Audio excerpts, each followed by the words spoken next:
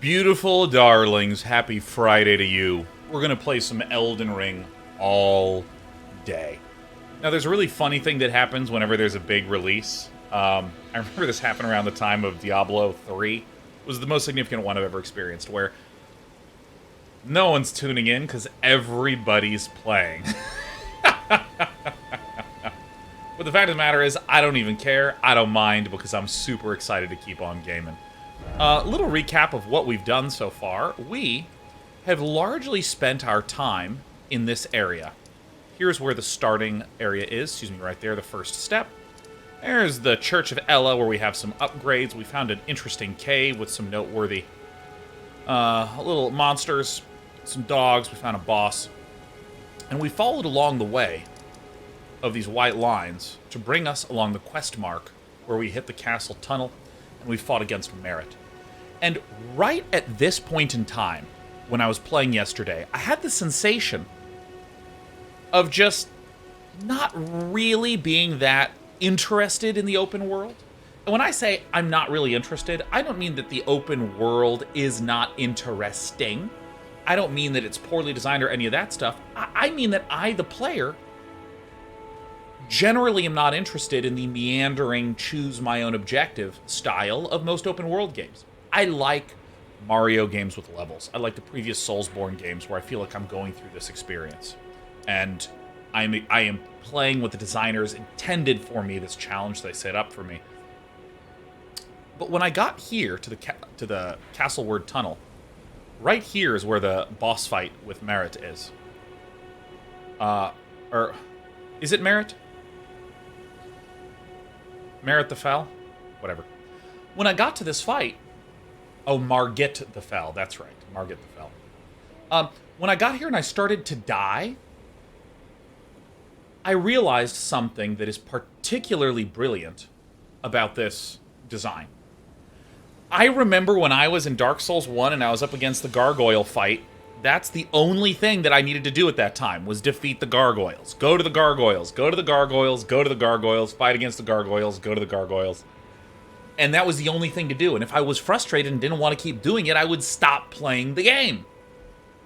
But in this game, you can just wander around in this area and gain levels. You can wander around in this area and try to just check out what else is going on. And that's what I've been doing. And it makes me realize that this is something that a lot of people have been requesting. How do I make these fights less hard? How do we make difficulty settings or something like this? It's just too much for me, the player, etc. Well, the open world component to me feels like the answer. There's probably going to be in this section. It would not surprise me if this was a very traditional Soulsy style area that was pretty much linear, had very specifically designed challenges, very tightly intertwined. It would not surprise me if this castle was going to be that.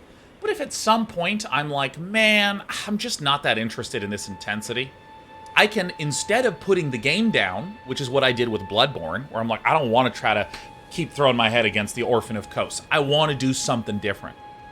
I would put the game down on Bloodborne. But here I can actually just go somewhere else and explore. And that's what we're going to be doing.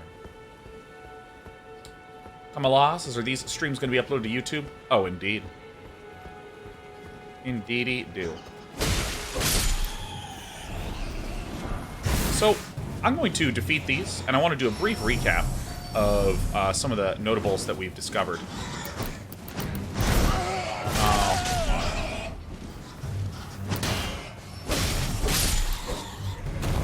Ooh. Glug, glug, glug.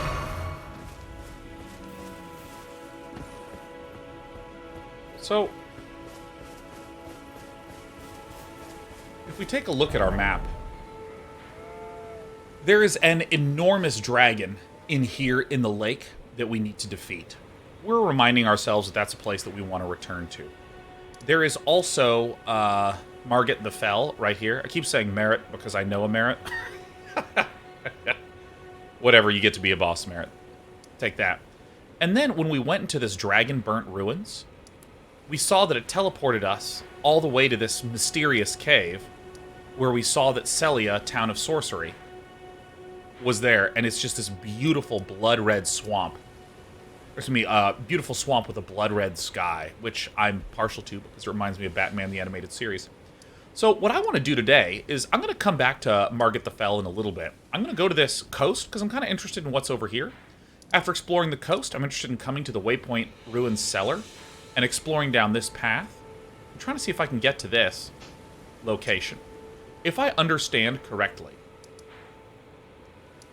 when I saw one of those locations on this initial map, when I hit it, it gave me the actual illustrated map to this region. And I love maps, so I want to get more mapping going. Now, we also have a horse. I'm not really going to use the horse very much in the game when I'm checking out new areas, because I'd like to appreciate the artistry. I just like the experience of these kind of like slow plodding pacings. So if any of you have played the past Souls games, you will find that this open world area is really gentle in terms of difficulty.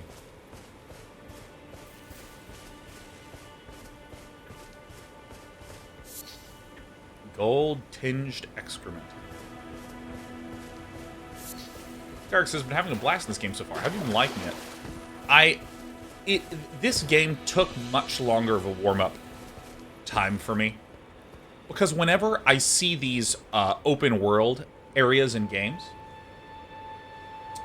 Okay, you know what it reminds me of? When I see big open spaces like this, it reminds me of when I first start playing story-driven games and world-driven games. I don't know the story, I don't know the characters, I don't know the world. It's going to take me a little bit to learn that. When I first played Mass Effect, which is one of my favorite games of all time, when I first began to play Mass Effect, I kind of had this feeling of like, alright, who cares? I don't have any sense of the politics of this area, I don't have a sense of who's who. And about 3 or 4 hours in, you start to have that sense of familiarity. You start to hear like, oh my god, you're learning about tensions between these different factional groups, and then the dialogue's starting to be more interesting, and then you're starting to meet people that are giving you quests that require you to go places that have more significance than simply a fetch quest. Oh, that's really interesting, it's really intriguing. And it just keeps building and building and building until all of a sudden you're like, oh my god, they're referencing the Rachni. I thought the Rachni were extinct, you know? Another such obviously non-spoilery remarks. And I mean, like Fallout, again, one of my favorite games ever, Fallout 1, Fallout 2.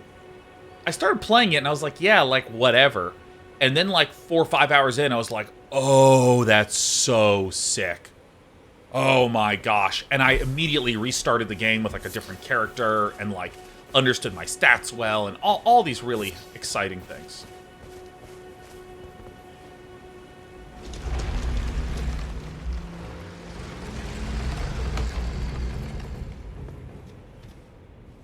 Nice.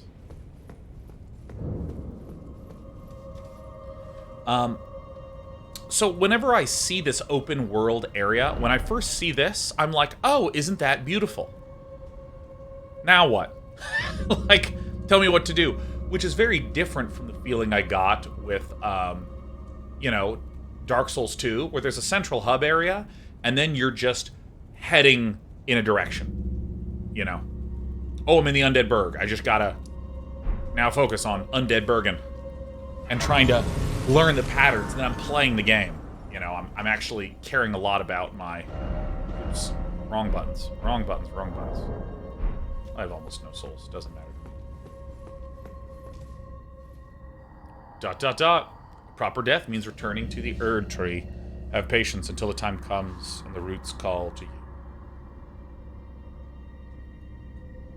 I'm Quibsy says, I personally never liked the wave of its open world.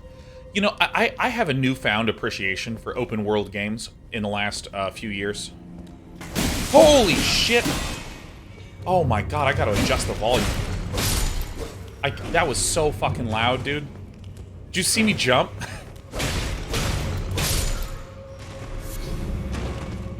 I'm gonna sit here a sec while my bleed wears off. And also I'm going to continuously make comments for new Souls players. You'll wind up in areas that are really dark, and you'll go, why is that so dark? Well, what the game wants you to do is, you see in the bottom left where I'm flickering this, you can equip a torch, and you can see. Everyone says audio is perfect from here. Yeah, no, I don't mean the balance between my audio and my game. I mean, I had my game cranked way up in my own ear, so I was like, ah! But anyways, I sort of had a slowly shifting opinion about open world games. When they first came out, I was like, oh my god, cool!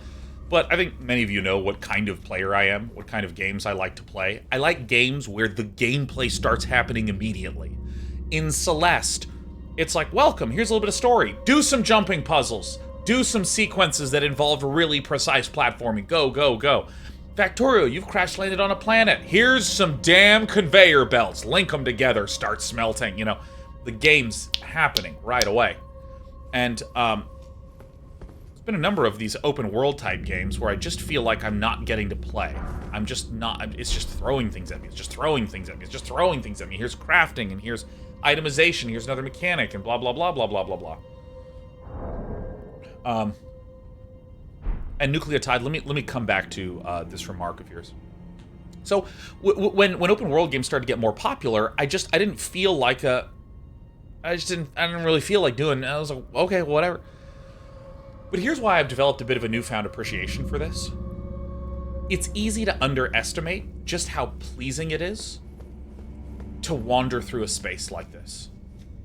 There's no challenge, there's no jumping, there's no dodging, there's no difficult, complex memorization, but it is still satisfying. Super duper satisfying. Does this open? I'm gonna go to the second. I think I've told you all about this story. Once upon a time, I was just doing a fiddly for fun platformer. And there was Section A and Section B and Section C. Section A had some combat, Section B had some platforming, Section C was like a boss area. And me and the person I was working with, we just couldn't get the feeling right. It felt like it was too intense or too boring, we couldn't figure it out, but what we discovered is if we had Section A and then a long just sequence of kind of like this, just relatively bland moving around. And then had Sequence B, and then another long kind of hallway. Everything just felt way better. I think I'm gonna do my light slash. I gotta be careful with these, because that meter, that red meter is bleeding when that fills up. I'm in bad shape. You just start hemorrhaging health. And so, like, you know, there's other times when I had, and I mean, I think about that on and off, that idea of just the long segments where you're just getting to move, where you're just getting to have the experience, where you're just enjoying yourself. Enjoying the act of moving from one location to another.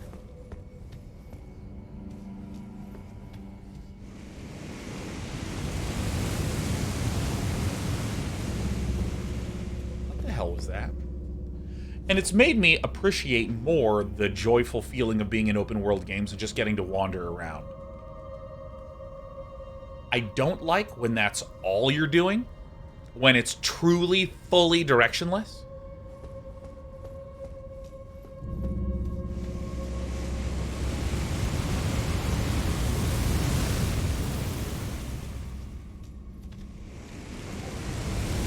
Ah!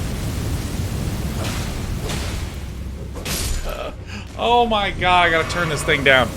These guys scare the crap out of me. No, they scare the crap out of me, and I do not have a manly scream. I'm not like, ah. I'm always just like, ah.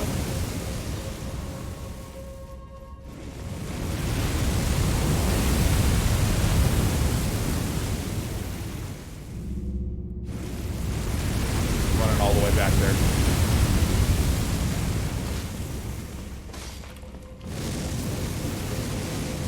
Gotcha. Rattling pate. Hello. Like, this is what I would consider like a nicely designed little sequence, right? Where anyone who enters into this will have the same experience as me and will have the same sort of fun and joy of, oh my gosh, an enemy. Oh me, oh my. I will... Do I want to go back here first or second? It's kind of weird.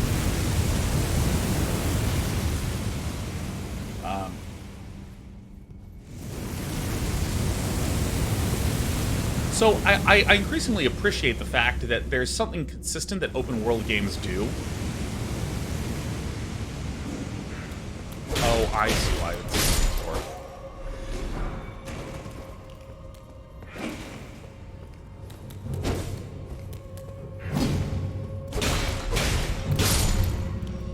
Pretty sure that's where I came from.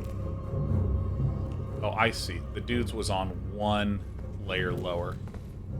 So let me just drop down like this.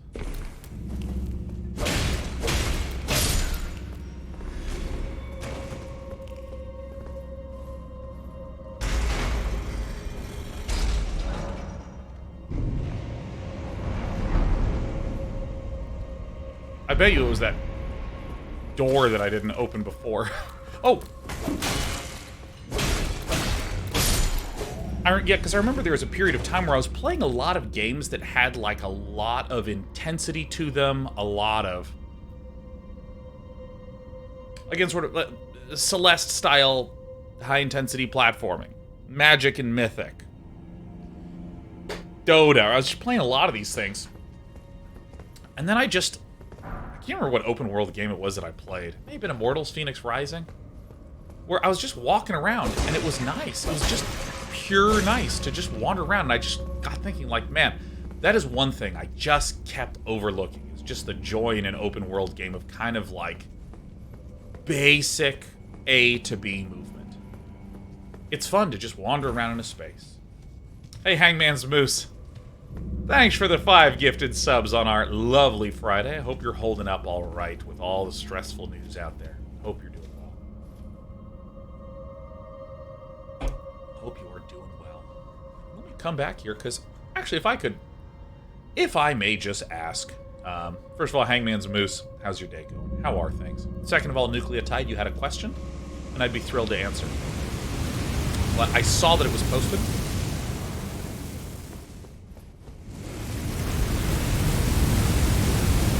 And you know me, I love to fucking talk. By the way, this is the kind of design that I really, really, really love about Dark Souls and Bloodborne. That's what I really love, is these sort of interestingly twisted, gnarled, designed areas. And let me just briefly note what I mean by a designed area.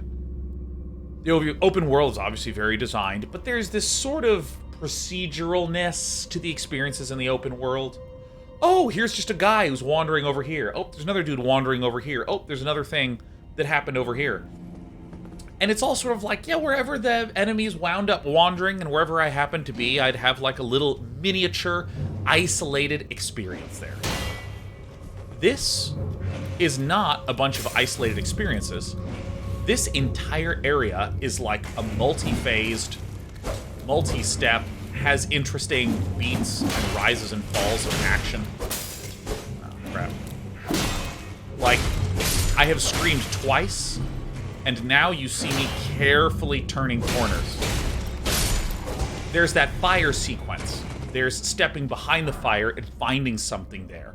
This entire area feels like 20 minutes, probably, of a thoughtfully designed experience that actually feels like a 20-minute experience, in the same way that a 20-minute episode of TV has more richness and depth than a 30-second YouTube video.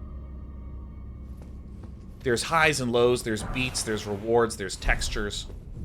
There's that sort of thing. Nucleotide, my question was more on the sweet spot. Where your sweet spot is in the spectrum of hand-holdy linear RPGs. And so open world that you get lost knowing which direction you need to go in. I think one thing that I want to stress about, I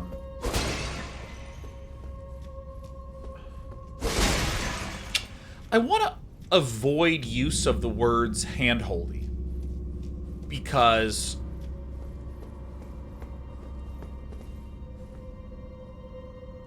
here's two things that I would make to sort of It might even just answer your question without actually being the answer to the question directly.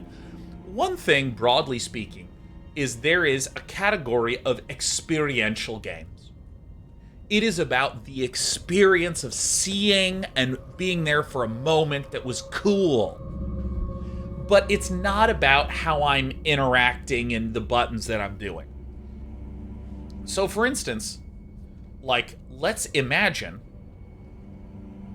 the start of God of War, where there's this crazy sequence that happens right at the very beginning where Kratos gets in a fight with someone and they're like throwing mountains at each other, and you know, the ground is splitting open, and it's like cool to watch, but I'm not doing anything. The characters are like in basically a cutscene causing something cool to occur.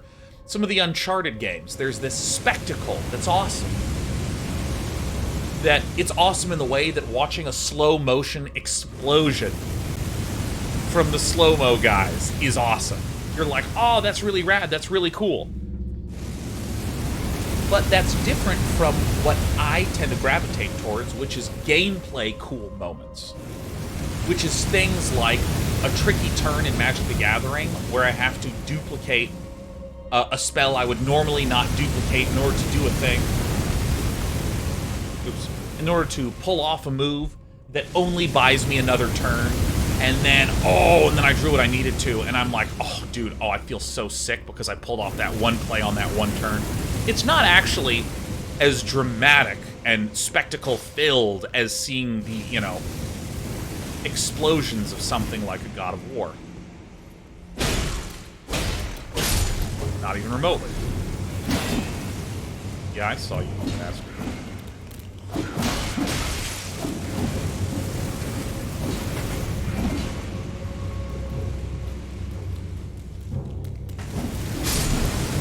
Like this moment right now, this is a gameplay cool moment. I ran this way, and these guys are getting cooked. That's cool.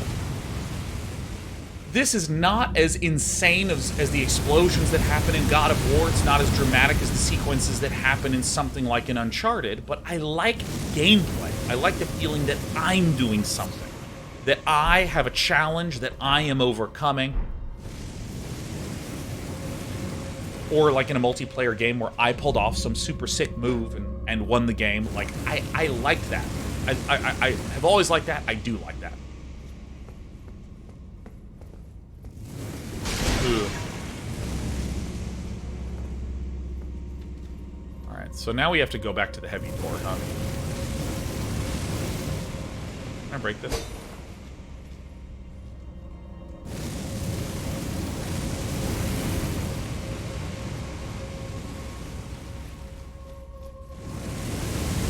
I like the fact that I have basically memorized how this thing connects to itself. And I should actually just go this way. I like all these feelings, and these feel very gameplay-y. So, already I want to note that I am trying to delineate with my description between something being hand-holdy versus something being, spectacle versus gameplay. I tend to like things that are more gameplay, more my decisions really matter, and I get punished or rewarded in certain ways. I like that more than, oh, cool, we're on there's the level where there's a sinking ship, and it's just sweet to just run away from the water, hee-hee, you know, it's like... Actually, that sequence was pretty fucking sick. I'm trying to think of another one. Yeah, like the God of War sequence where it's a cutscene where the fucking mountain's shattering in two. I mean, that's a beautiful moment in God of War, but I didn't do anything to it. It just happened as part of a cutscene. So first there's that general gist of gameplay versus spectacle, and that's one thing that I want to stress, is a potential confusion point where people would say, oh, Sean doesn't like linear games, he likes games where it's more open and it's up to him. That statement is exactly true, because Dark Souls 1 is probably my favorite single-player game of all time, and that's pretty much linear. Yeah, there's some different forks, but it's not, like, super open. And I played that game along the most common path.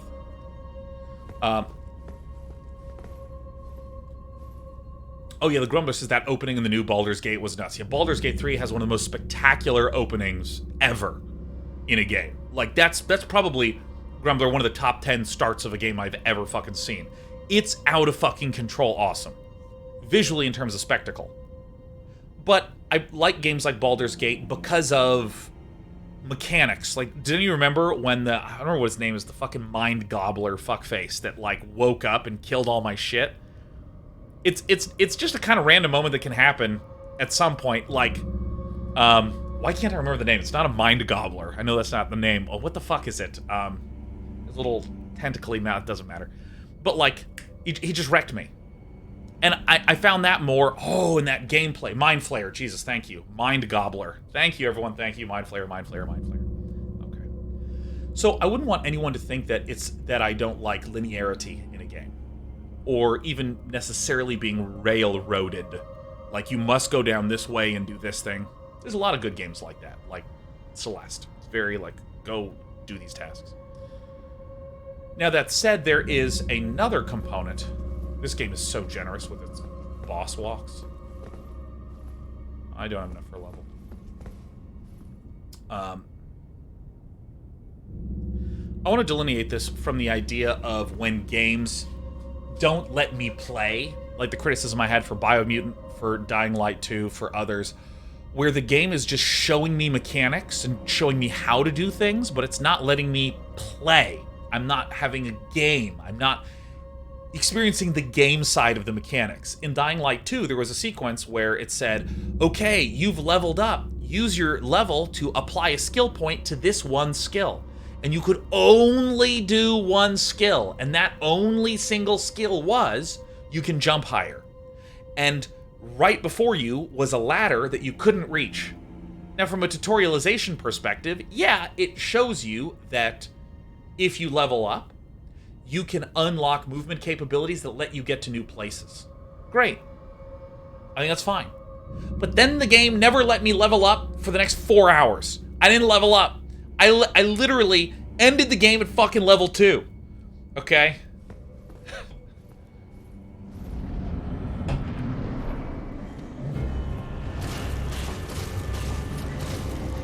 Oh my god.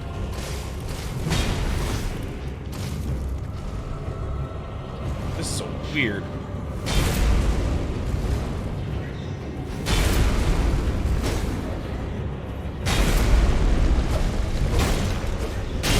Oh, I thought I hit the roll button.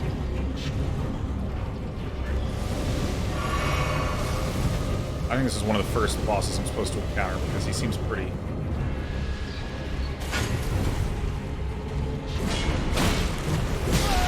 Oh, a double swing, huh?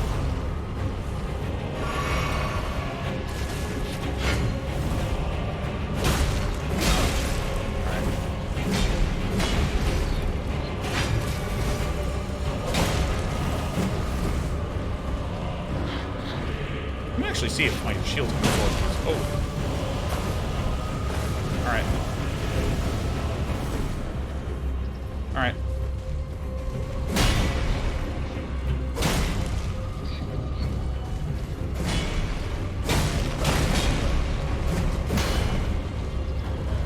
Oh.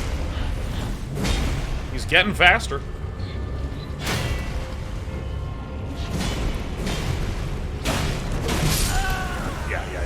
Okay. I think that boss design is really beautiful.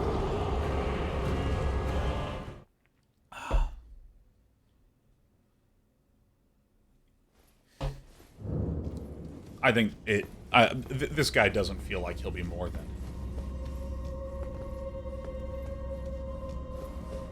2-3 tries. This game is really generous with its boss runs. I mean, the last FromSoft game that I played. Oh, does anyone know how to turn that shit off? Hey, Desperate Baby. Anyone know how to turn off gestures?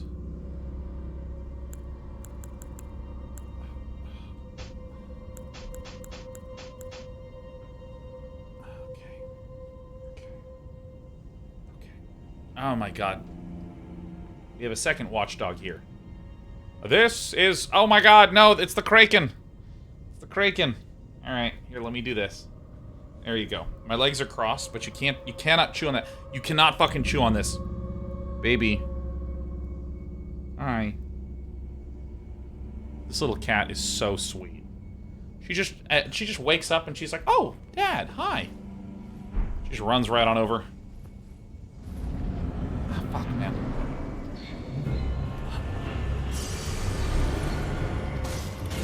Ah. Fuck me. That's me.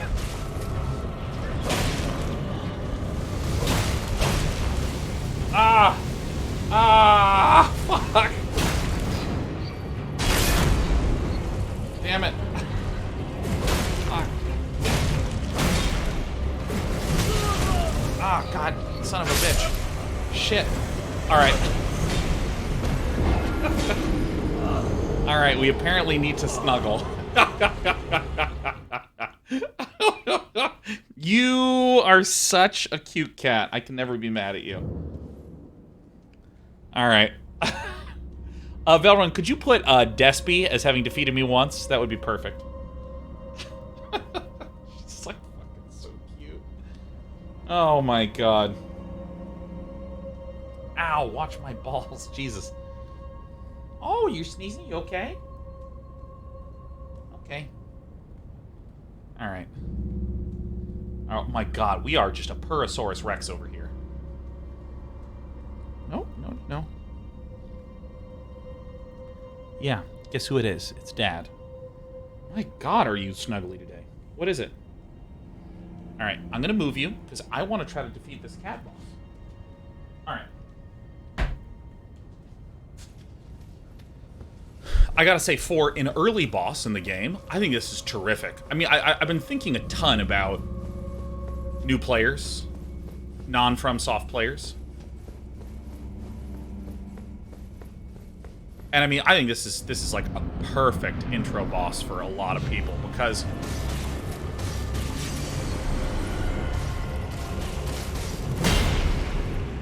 it tends to only do like very slow movements and single strikes.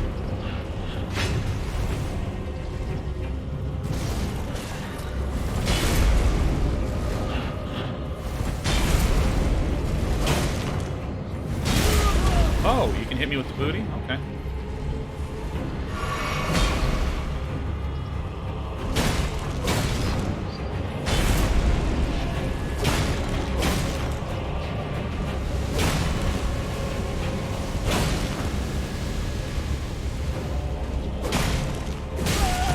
What? I was holding this.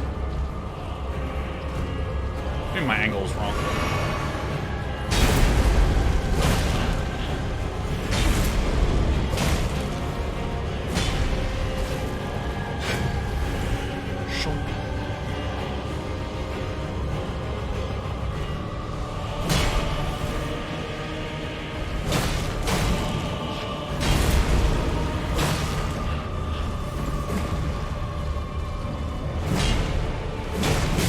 Oh, whoops. I think that's the first time I've seen that one.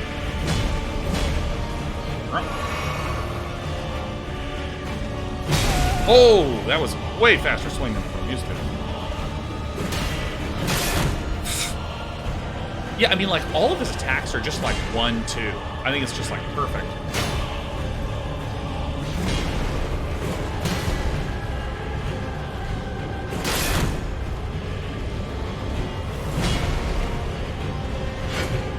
Lots of room to get away.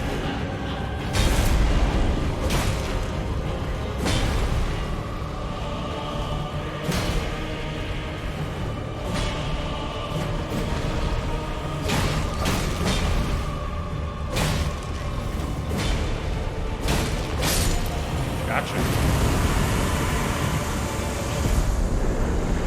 Noble Sorcerer Ashes. I gotta go back to this Ashy system. Because I just don't really give a shit about Ash. Let's return to entrance. Okay. Anything else notable here? Did I get a lot of souls from that? Not a lot.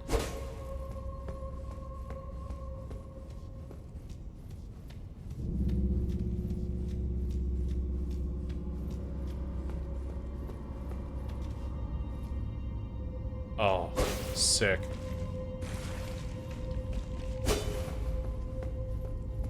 Can I get to the other side of that?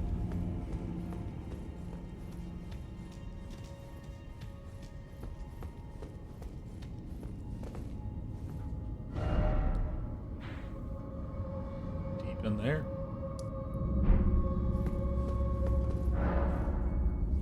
Return to entrance. Actually, no, I'm going to go this way, and I'm going to just make sure that I can get a pit stop at the bonfire. At the location of grace. Because, like, okay, so... spending last night reflecting, I feel like my main takeaway thesis is, oh, hey, if you have dungeons and sequences that are very soulsy,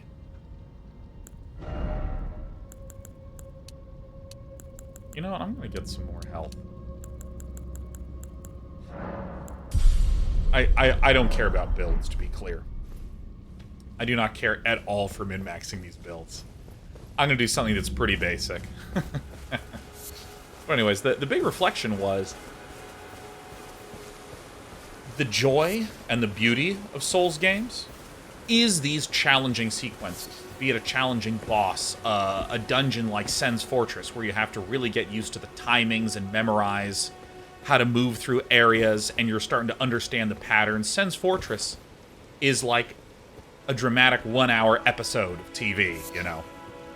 It's extremely deliberately created. It's... oh, what? It's extremely deliberately created. It's incredible. I mean, it's just breathtaking. How do you think I descend to the coast, huh? Let's follow along and find out.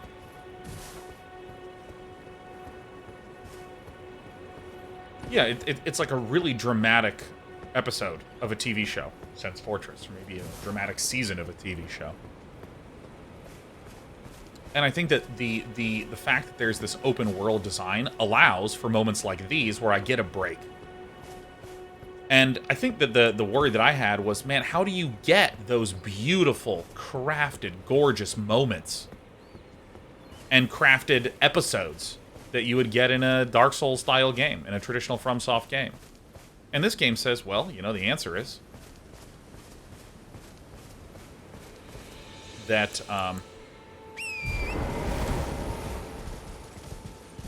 the answer is that they're all there. Can I gather up here? The answer is they're there. They're just kind of chunked.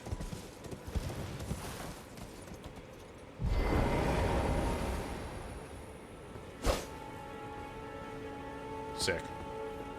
They're chunked. They're broken out into these smaller spots. And again, I am fully envisioning that when you get to something like this castle, this will be much more like a Sen's Fortress style experience.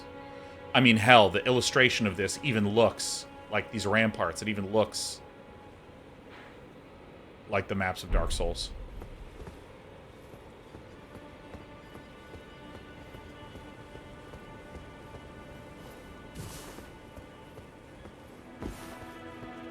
Curious what happened to these structures, like what's going on with them. What's the deal with these structures?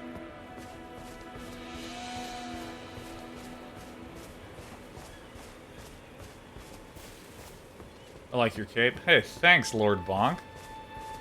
It's pretty nice looking cape here, huh?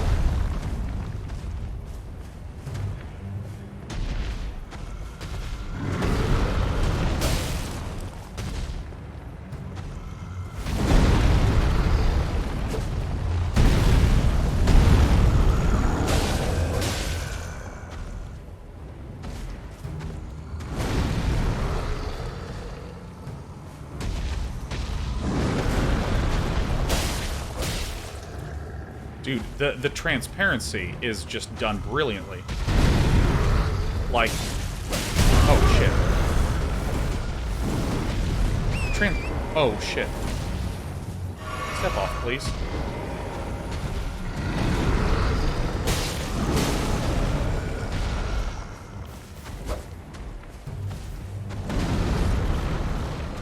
Like chunks of the enemy wind up going transparent instead of all of them.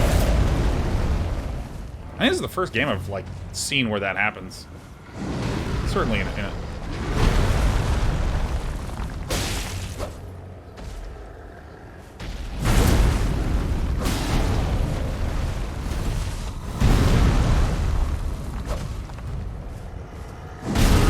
Oops, I rolled.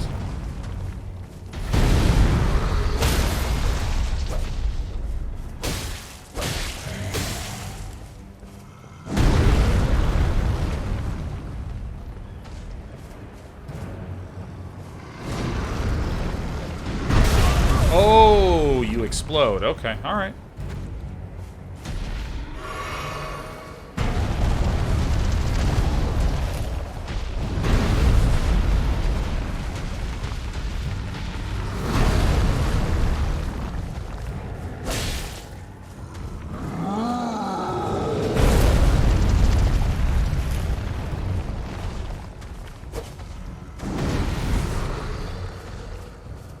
We can go.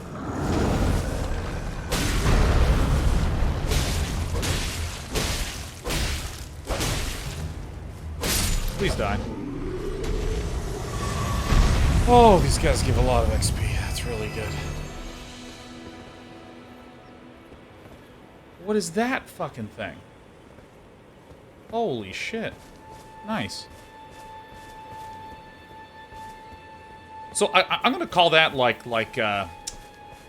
okay, this is gonna be my weird comparison. Okay, so when we think of video content, we think of long things like multiple seasons of a TV show, like an entire run of a TV show, shorter things like a season, shorter still a movie, shorter still an episode, and then a short, and then like a clip, you know. I feel like a Dark Souls game is nothing but like hour-long episodes of an entire season, right? That's like how I view a Dark Souls game. It's like, oh yeah, there's one episode, which was the Undead Burg, another episode, which was like Undead Parish, you know, and Deeproot Basin and Deeproot Garden, and so on and so on and so on. I think with this kind of bizarre description, I kind of feel... I'm going to that wiggly boy. I kind of feel like this game, my worry was that it would be nothing but Dark Souls clips or Dark Souls shorts. There would be no episodes. There would be no sequences. Like that moment right there was like a Dark Souls-esque clip, if that makes sense, right? It's like a short moment of a really dramatic and exciting boss fight. Just with a single enemy there. That's like super sick. You know, it's terrific. It's great. It's great.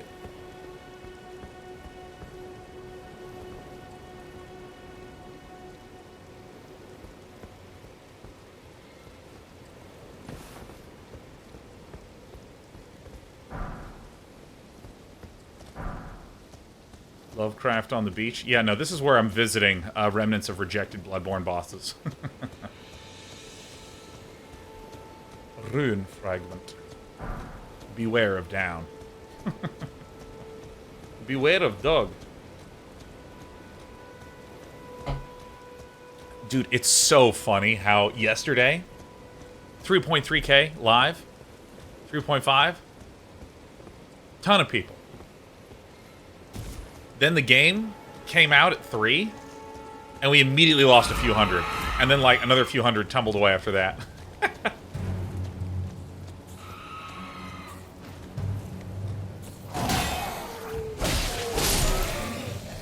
These guys have really slow animations.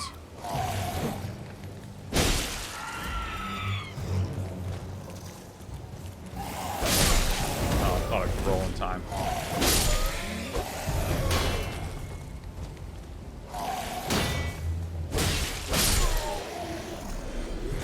Yeah, there's so many people playing, it's hard to know who to watch. Yeah, there's so many people playing that they're not even tuned in. Right? There's people who are just literally playing instead of at any point in time tuning into Twitch. Now, in case any of you have never played a Souls game, this is how you die. See how there's just a steep cliff right there? Probably ways over to that island. But we gotta be really careful. Can we swim? I'm certain the answer is no. I would be willing to bet all of my monies. Oh, no way.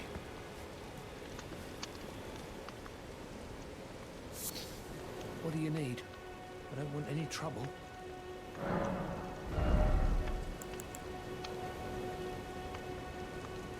Sure.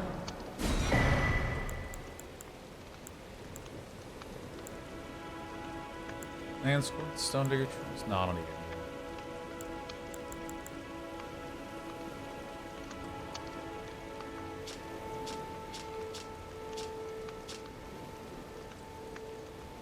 Interesting. Digital Monkey Master. Oh my god, what a delight to see you, man. How's Big Bang going? This is how you been in the middle of rewatching your playthrough of The Witness. Can't believe that was 6 years ago. Where does time fly? Jesus. I guess that's right. Yeah, I just loved playing The Witness.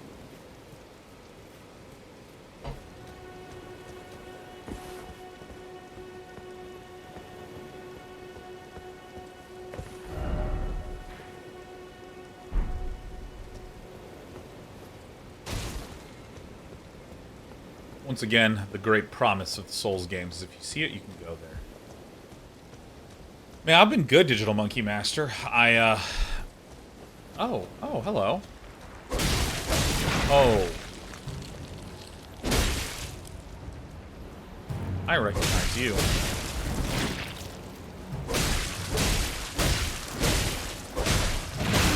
Oh, shit.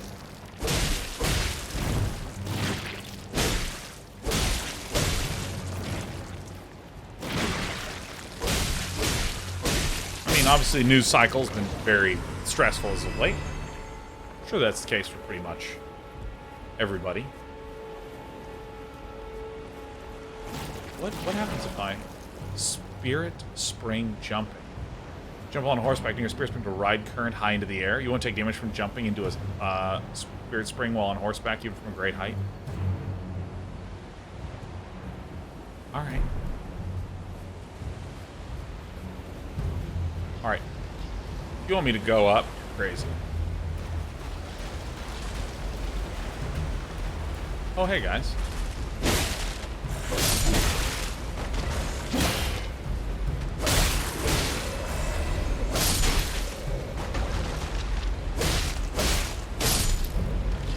Oh, that's so cool. Gold pickled Foulfoot. What? Oh, you guys. Oh,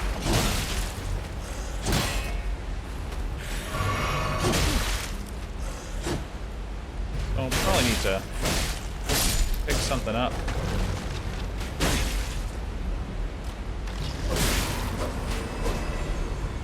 Oh, I see. Now I can actually do this guy. So, when it's on the ground, I need to strike again. Got it. Okay. Oh, sweet. I get my stuff back. Nice.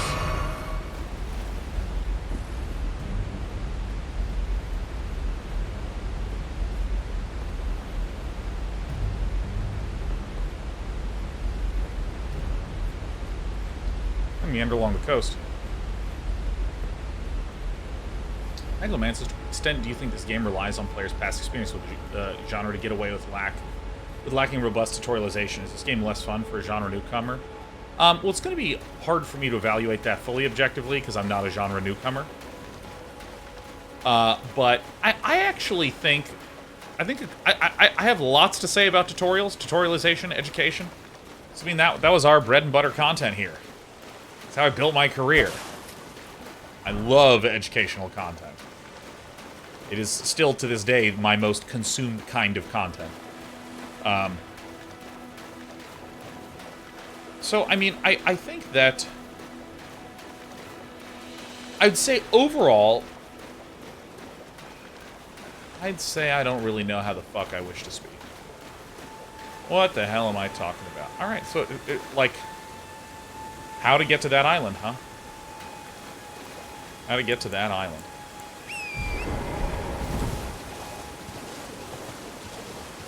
So...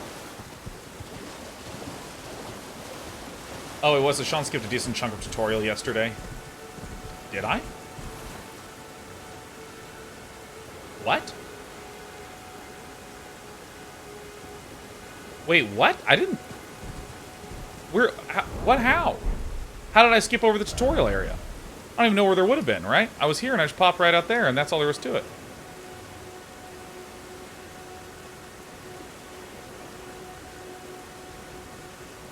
Wait a minute. What?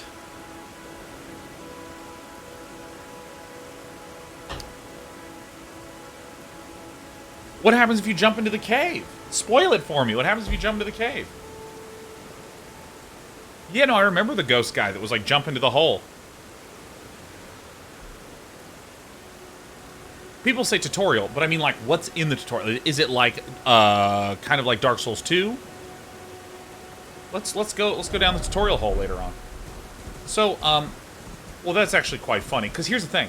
This game, at no point in time did I feel like I was missing substantial information. Like, I just marched right past it. And I was fine.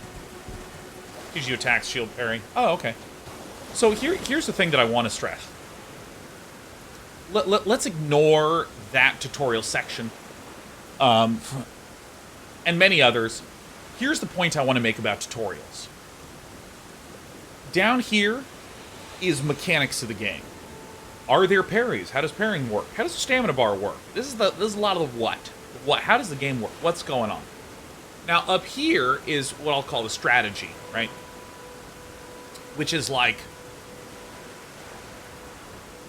in a game like this, it would be, here's a general build that you want to go for. Here's a good composition of things for this area. Make sure you have a lot of these types of equipments for this area. It's like what you'd read in a recommendation guide, right? Or for StarCraft, it's like, here's how to make units. Here's how money works. And then up here in the strategy layer, it's like, here's a build order, and here's how to counter Baneling all-ins and follow up, and yada, yada, yada. But there's this thing in between that is above the mechanics, but below the strategy, that I want to call the model of the game, the gist of the game. Here's how to really be thinking. Here's your building blocks of the game, conceptually. Right? So again, mechanics on the bottom, strategy on the top, but in between, to use StarCraft as an example, before coming back to Elden Ring, StarCraft, mechanics, here's how to build things, right? Strategy, here's how to produce things, here's how money works. Strategy would be like, here's a really sweet opening in Zergris Protoss. But in between, there's these rules of thumbs, things that are like, never stop building workers. Never stop building workers. Never stop making supply depots. So that way, you're never supply blocked. Being supply blocked is terrible. You never want to be supply blocked. It's things like, if you have a production structure, make sure it's continuously producing no matter what. And if you think about it, if these are the sort of foundational building blocks of playing StarCraft, if I say, hey, take an expansion as fast as you can, automatically someone knows, okay, well, I'm going to be building a lot of workers, and then I'm going to need to build a depot, and then probably the earliest I can do it is if I'm at like 14 supply with one depot now. And if I say, make one barracks, and then expand, these building blocks things will then mean that you're going to go for, you know, if we're talking StarCraft 1, you know, you're going to go like 9 depot, 11 racks, you know, and then you're going to get your second depot, and then you're going to build that command center at like 18. These are the types of timings that you begin to, you stop thinking about when you've gotten up to the strategy layer, but understanding that you need to never stop building workers. It's not a strategy, and it's also not a mechanic, it's something in between. Kill the babies.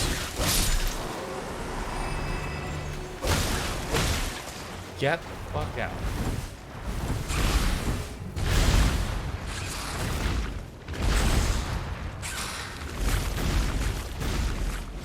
Alright, we're probably not killing one of those anytime soon.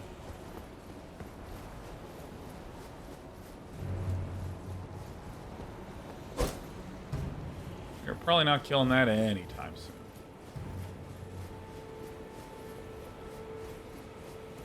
This game does a really good job of having incredibly spiky, terrifying monsters throughout.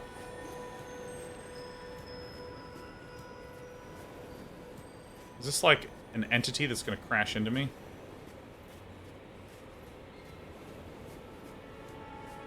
I just get one shot.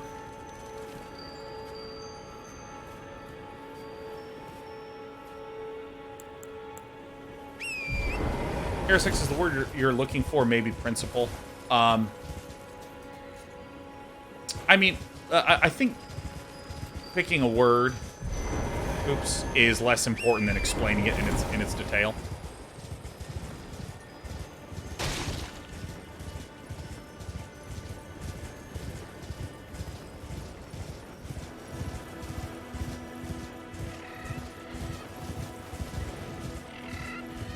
And so, in this game, in Elden Ring and in Dark Souls, I feel like the error when people are talking about tutorialization, or I'd say, broadly speaking, the issue I take with tutorialization is almost always that people show you the mechanics and then start talking about strategy, but so rarely do they talk about these rules of thumb, these principles, these gists, these things that are strategically beneficial.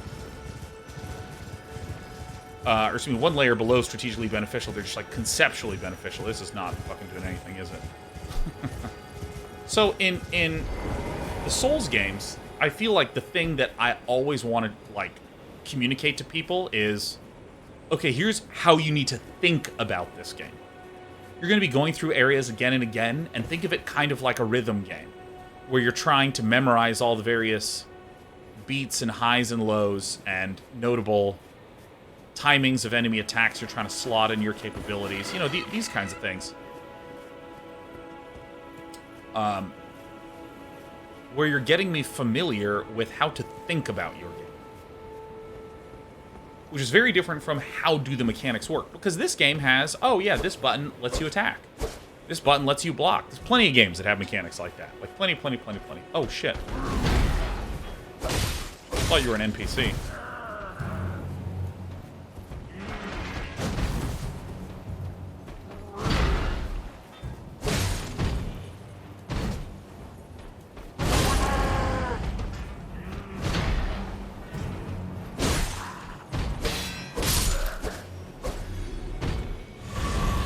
There's plenty of games that have these styles of mechanics, but Dark Souls requires you to think about it in a different way.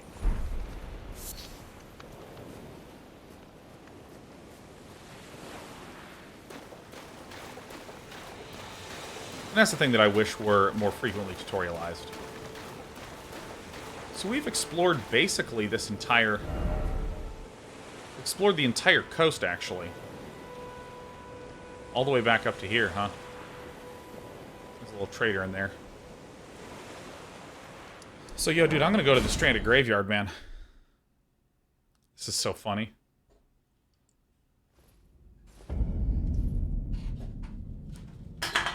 Oops. I missed my trash can.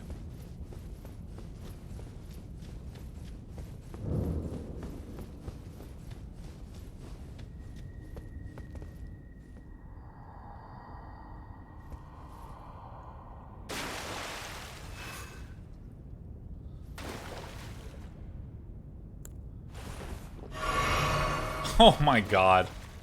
No way. Oh my god.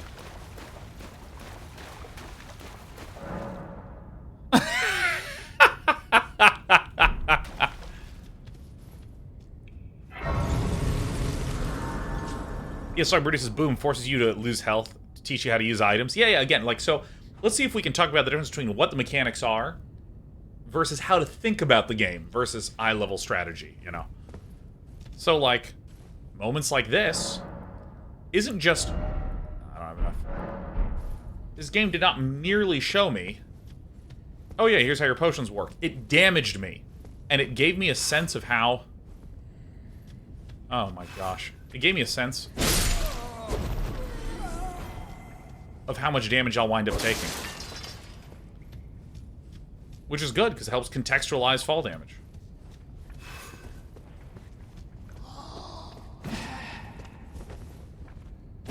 Ooh.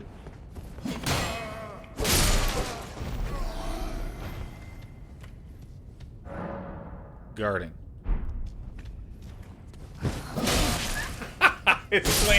They swing so slowly. Dodging.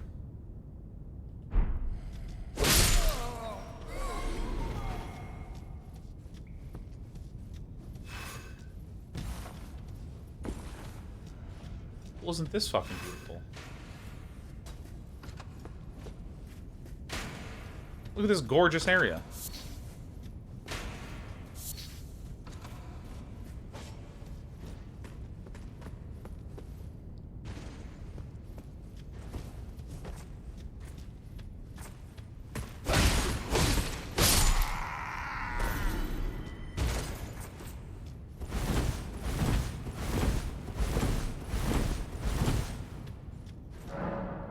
Wielding armaments. Oh, that's how you...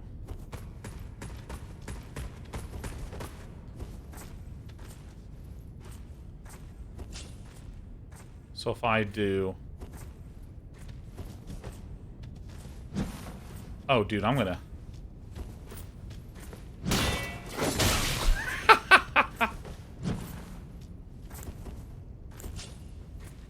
How do you do this? So... Oh, nice.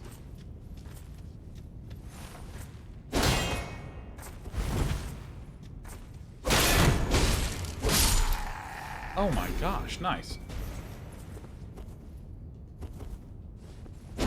Sick. Yeah, I didn't even... I there it is.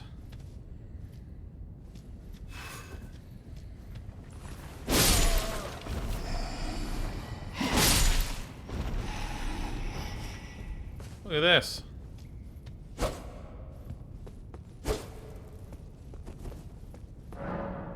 Bows. All right. All right. You know what? R1 for arrow type 1 for arrow type 2. You know what? I have not even equipped this damn bow.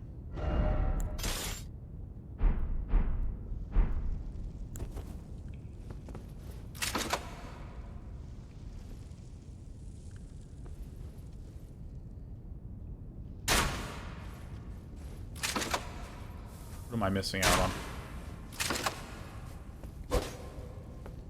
Oh wait, so I got a... What is this? This is... Oh, there it is. Holy shit, I'm fucking strong, dude. Skills. Oh, is that how you use the fucking skill? I didn't fucking press this button. Like, the entire game, I have not pressed the button. Parry is my skill. Nice. Crouching. Oh, does it now?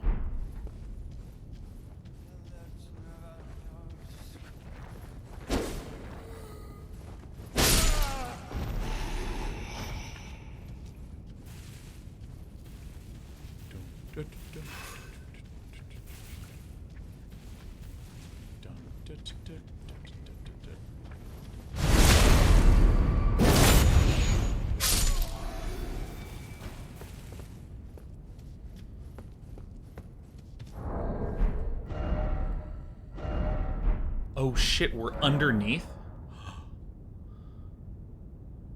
Hold R2 charge attack while jumping jump attack. Oh, yeah, I've been doing that.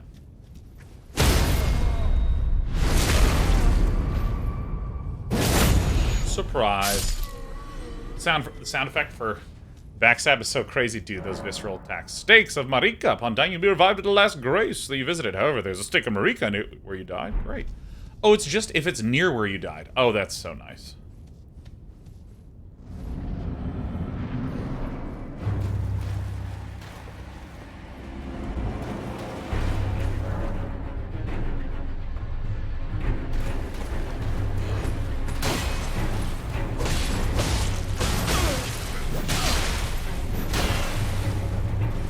Look. Guy attacks too slowly. Alright.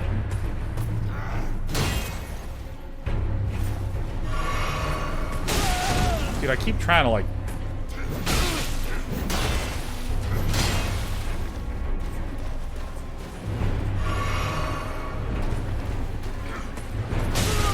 Dude, his timings are so slow.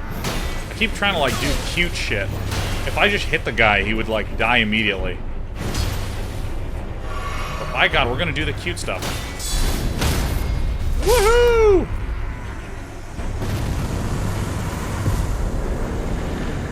By the way, for any of you who are wondering why I wasn't doing it, I was trying to do this. Which is my parry.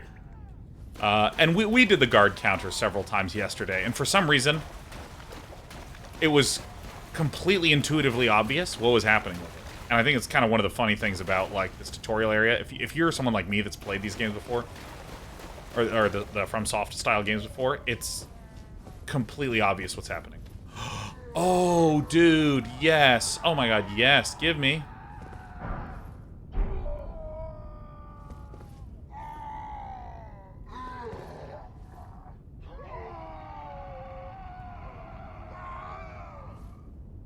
What the fuck is going on?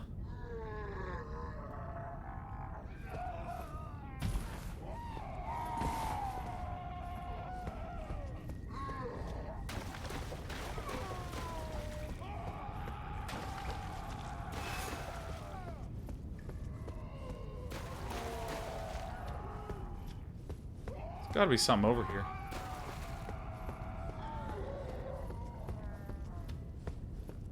Need a torch, dude.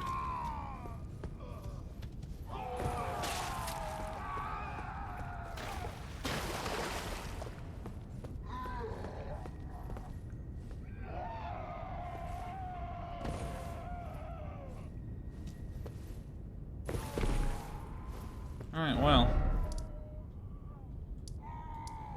We beat a boss.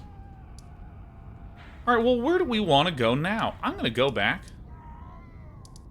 This is the Cave of Knowledge. Oh! Secret 42 says this is what chat would sound like if we had audio. That's true.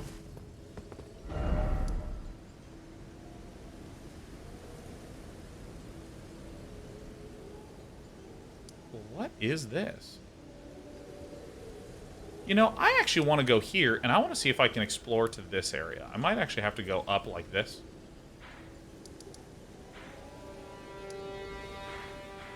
This kind of surprises me that this thing is pointing this way. You know what? I am going to go here. I'm going to go to the Ag Heel South Lake. Ag Heel. Dude, I've already been playing the game for like an hour. I'm resting. I'm waiting until daytime. Past time.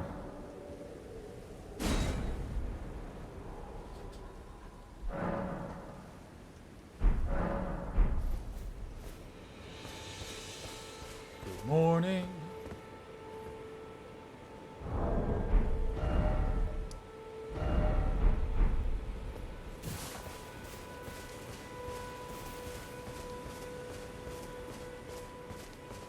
See the great dragon in the distance, huh?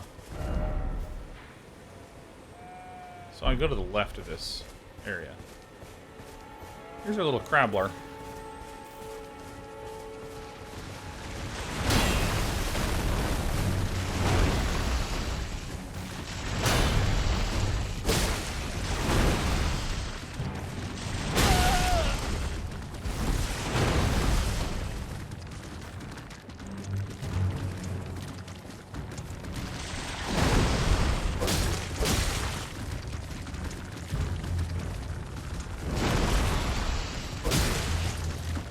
Digital Monkey Mess is right. I'm gonna head to bed. Long day at work. Hope you enjoy Elden Ring. Have a lovely rest of your stream. Much love to you.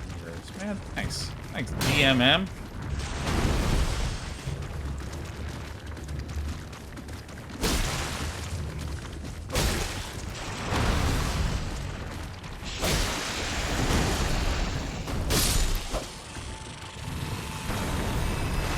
He's a little crabby boy. Crab eggs.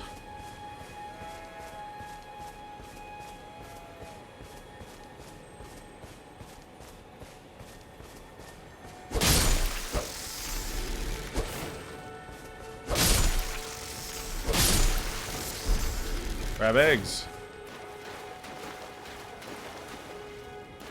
Absolutely killing crab babies, man. Crab baby killing all day.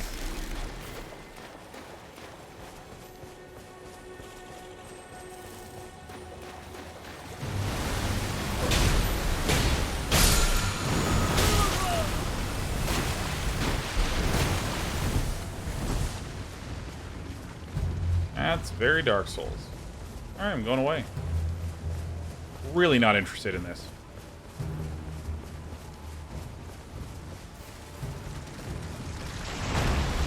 Fucking hell. Book it. Alright, I'm going up, man.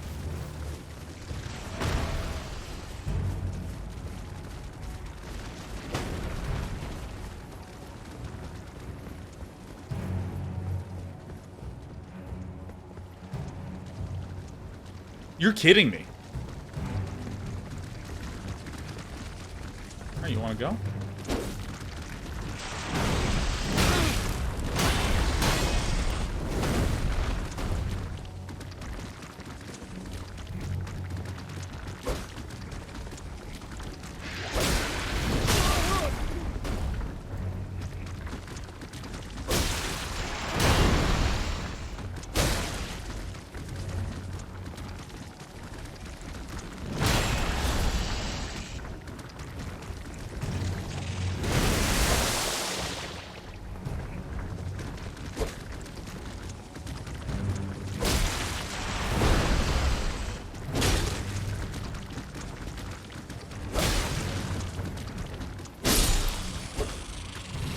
Alright. Become currency. Thank you very much. Give me the 3/18ths. Crab eggs. Crags. Burp, burp, burp.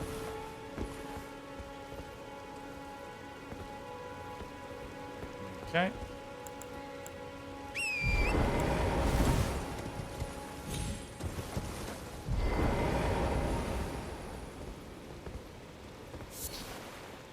Slumbering egg. I really gotta look at all these little ashen thingies that I have in a second here. So where's the dragon at? Is that it over there?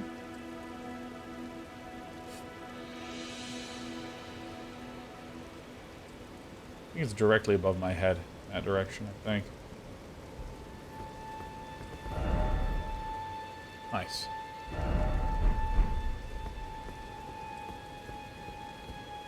Sick. Sick, sick, sick, sick, sick.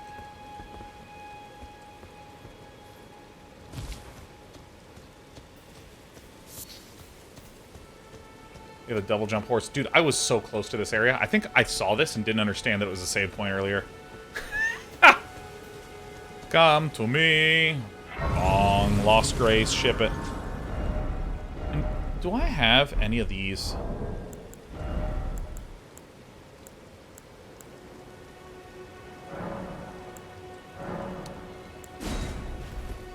Boing. Fighting the dragon. I don't think I'm ready to fight the dragon yet. I'm going to do a little bit more tertiary exploring. You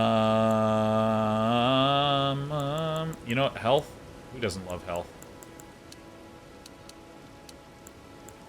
Oh, more stamina. I just, like, we're going to be vigor, endurance, strength, and dexterity. A devs.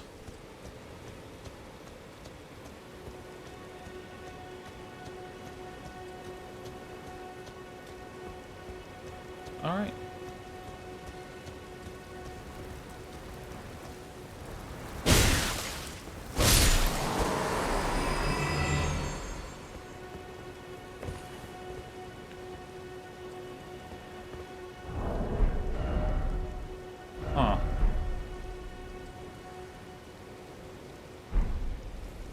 Whoops. Backstep is not what I want to do that close to the edge.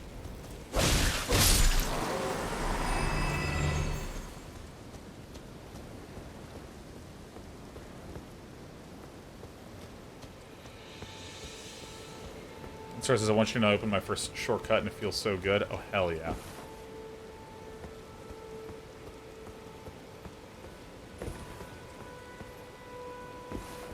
This reminds me of when I was playing Outer Worlds.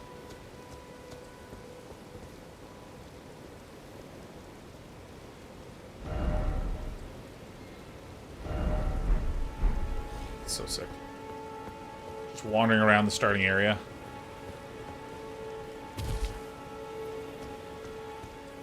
What was the girl's name? Parvy? Parvy was the goat, man. Parvy was just ruined by capitalism. Oh, hey, what up, guy?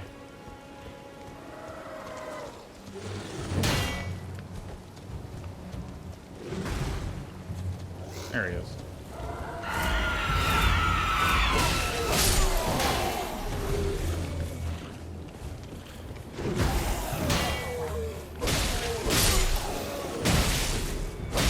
These guys do not deal a lot of damage.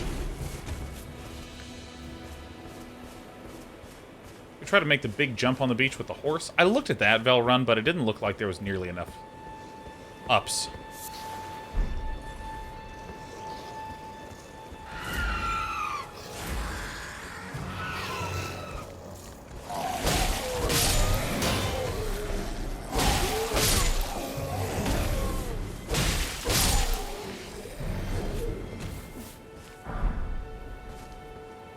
Oh yeah, Zinnia. We hopped up on that dog killing just moments ago, honestly.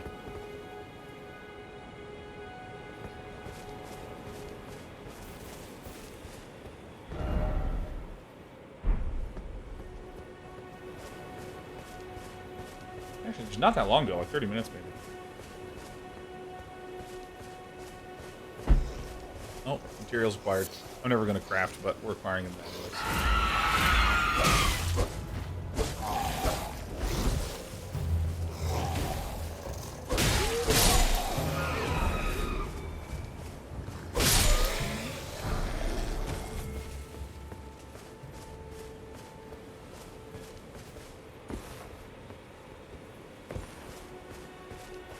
Dude, the enormous looming eld trees is, like, one of the best parts of this entire game.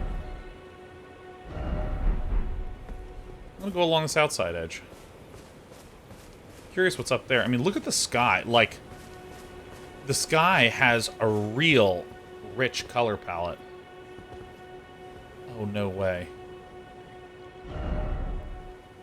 I mean, this is fucking exciting.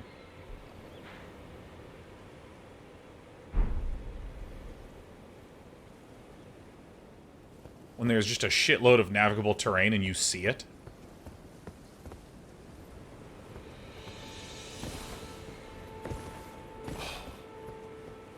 Hey, look at these babies over here. And again, we take our time. We take our fucking time here.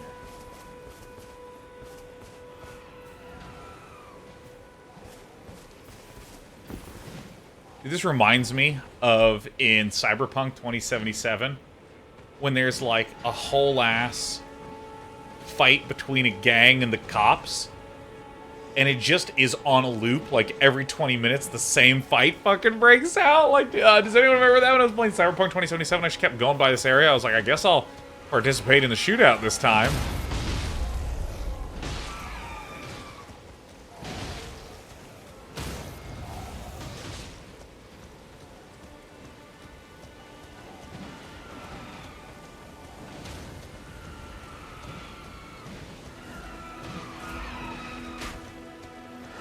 A lot of them.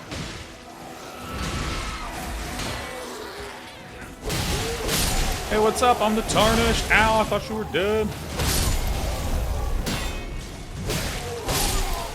An outright brawl.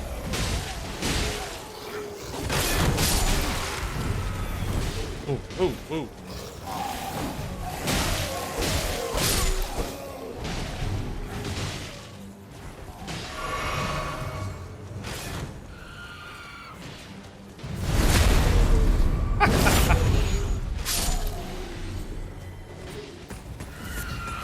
String.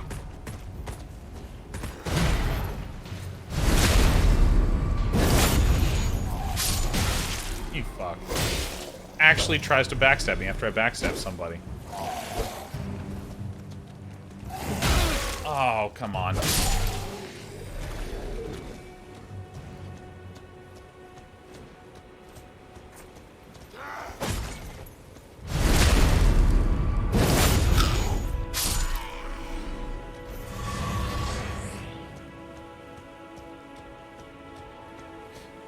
So many concussions.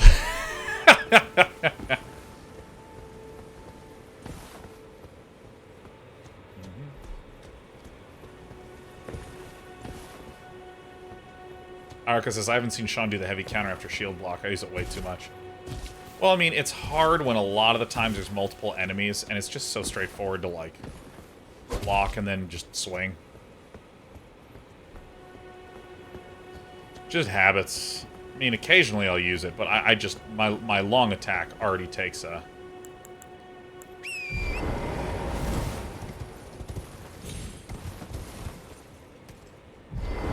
Interesting.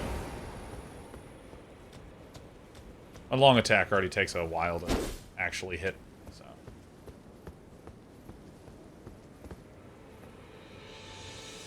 See, I mean, there's some, like, very minor asset loading problems.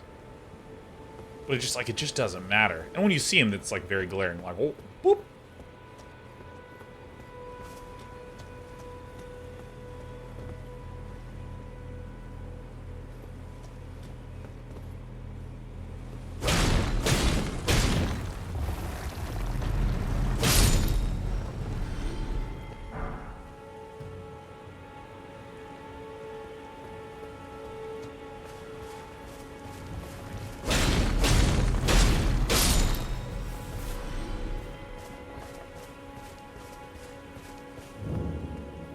Forlorn hound ever bold.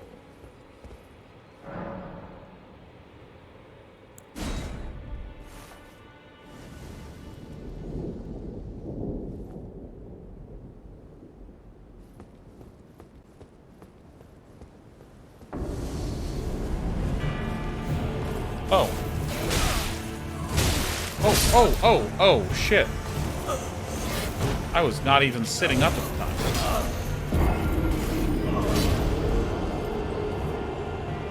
Bloodhound Knight, very well.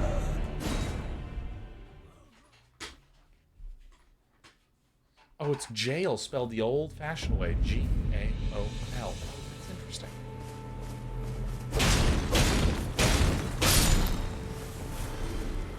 I bet you I can beat this baddie. Deja vu, same thing happened with me. You know, I bet you if I take out all these little channel babies. What class do you start out with? Whatever the first one is. I think it's like a Vanguard or a Wayward or one of those kind of generic cool sounding words. Looked like a knight. Vagabond, that's right. No, little sweetie. Hi. Well, Big says, Sean, this is why I love this game and why it's so sticky. You can be wandering around and run to a huge mini-boss out of nowhere. Those events happen all over the place. Yeah, it's pretty sick. Dude, Joka, happy 122 months. I have a little invader here. We have been invaded by the Dark Spirit Despy. Joka, thanks for the 10 years and 2 months. Oh my god, my cat is on my knee and is the cutest cat in the world.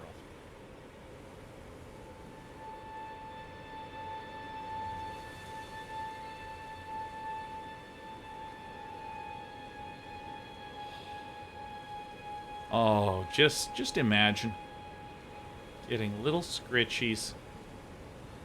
Oh, what a good cat. Oh, we like that. All right, let's actually, you want to do that one more time? Let's just, come on, here we go. Yeah, this is, there we go. Sitting a little awkwardly angled because we gotta give little scritchies to our friend. Hi. Oh, yeah, it's Dad. I love you. This cat is purring so hard. That is my microphone. You want to chew on that? Alright.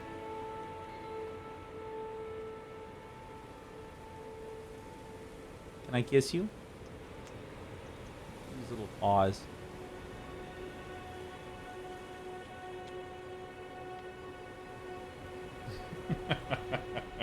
Alright, maybe we didn't like that very much. That's okay. That's okay, sweetie.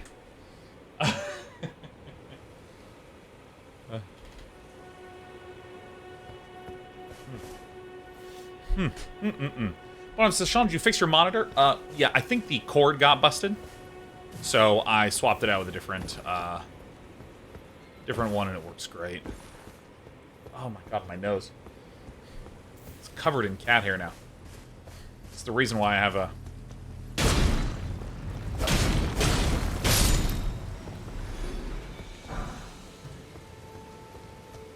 Uh-oh, someone found their feather.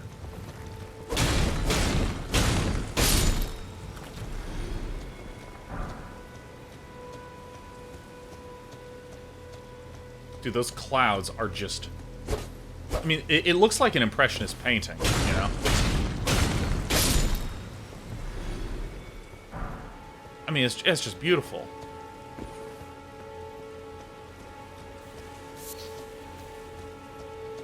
The art style in this it's even bordering on surrealism. You know, with how exaggerated some of these things are. McGray Screen says Sean is murdering harmless wormy boys. Yeah. And Sarah says, I never hated anal beads as much as Sean seems to. Oh. Oh my god. No.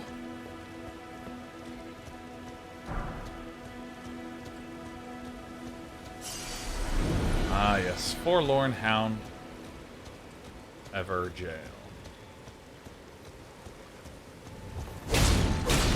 This is the first game I've played where removing armor can actually help you in a fight. How so?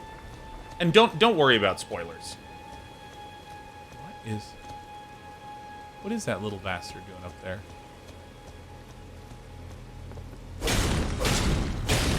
Because I mean, if you're talking about, ooh, I want to have lower rolls and that sort of thing, then yeah, I think it's one of my favorite parts is like weight management,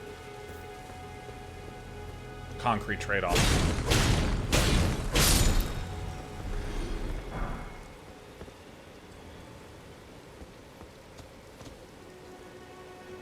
Yeah, weight affects your rolling. Yeah. Oh, yeah. Oh, yeah.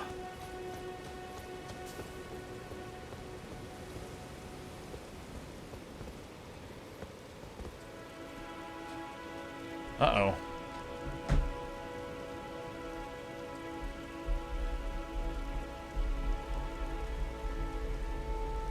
Yes.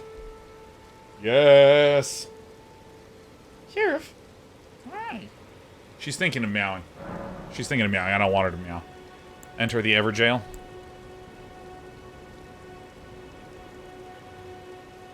Ophelia's Dia. Yeah, I'm enjoying it. I'm enjoying it. Hey, good morning in Australia. Good to see you. Happy Saturday.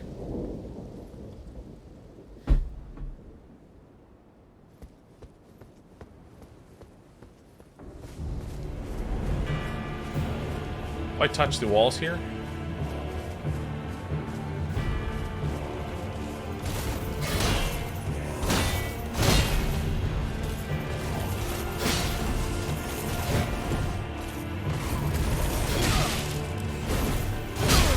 Whoa. Is this just the delay time in my block, or is he actually able to deal damage?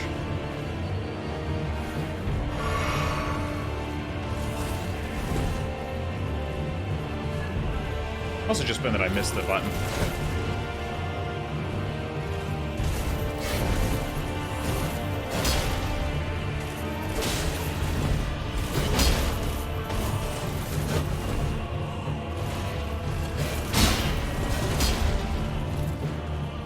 I'm trying to keep my distance. Since he seems to inflict bleed, I don't wanna bleed.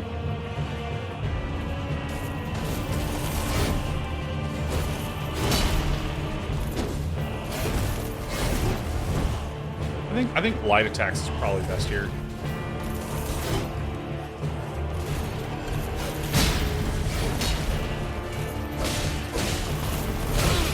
Oh. Oh! Whoopsie doopsies. I'm alive. Yeah, this guy seems like a one-hitter. Uh-oh, got an itchies. I feel like some people think the shield is a little overpowered in the past Dark Souls games, because, you know.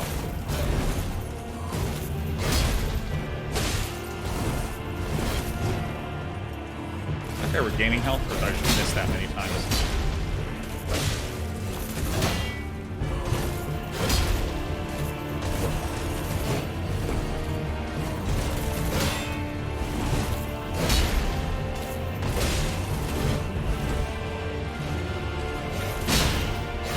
Oh shit, I forgot he does follow attack.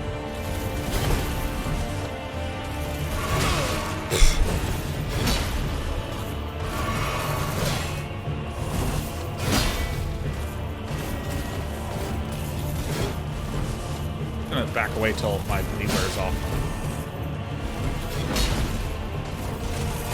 Shit.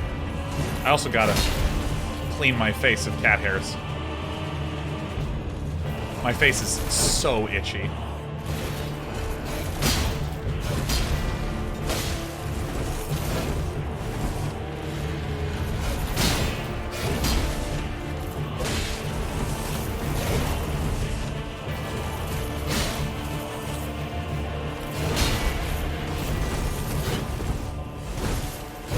Oh, I keep thinking I'm out of range. Urgh.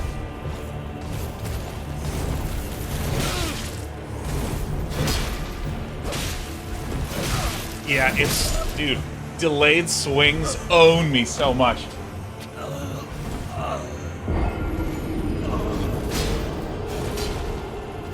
Aye, aye, aye, aye, aye. Let me do a quick,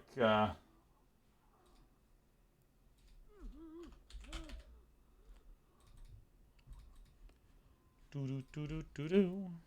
Do-do-do-do-do-do. Come back to me. Oh.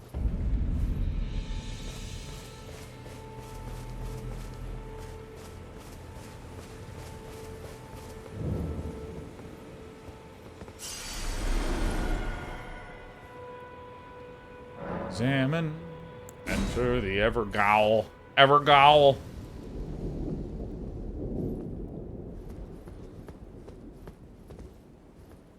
Where is he? Oh. I don't know. Wasn't that a sync just sounded kind of tinny? Oh.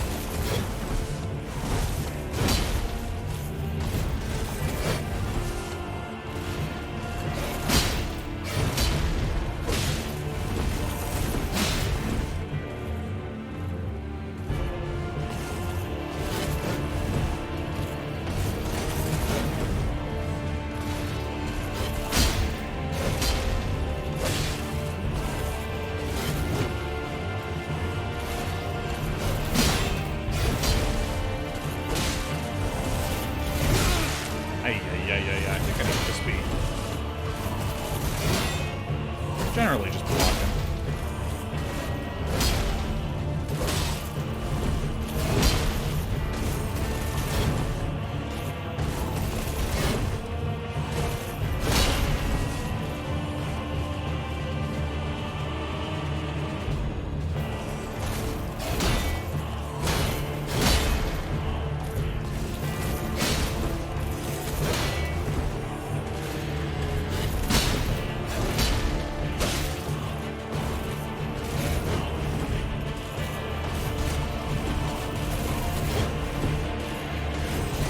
I can actually...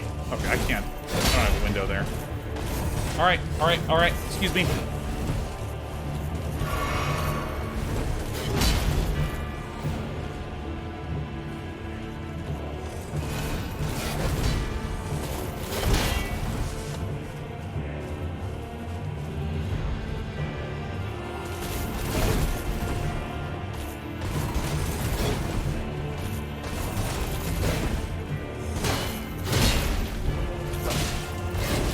Oh, my god.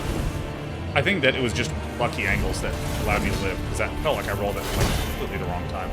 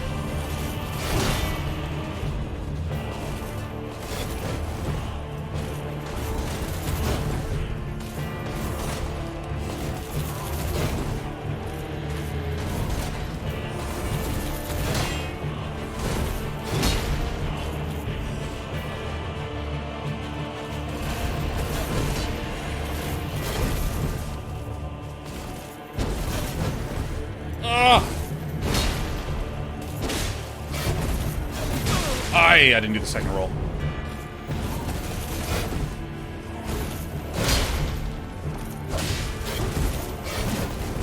Got it. Nice.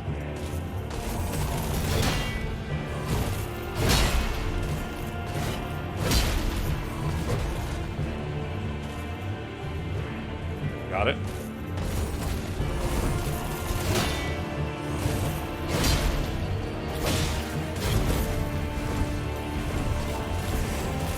Roll forever, Sean. Roll. Just keep rolling. Never stop rolling. My nose itches so much, dude.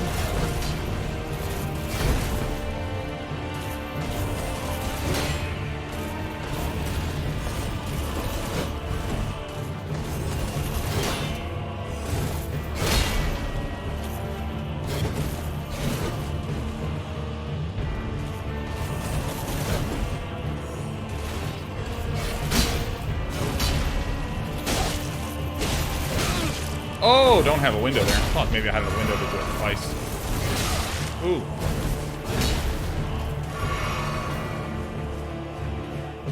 I mean, after he does a scrapey attack, we should always have a window.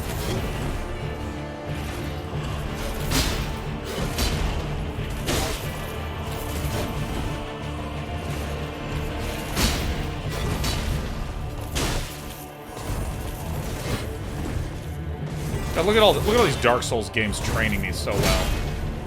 To just be extremely cautious when my opponent is low on health.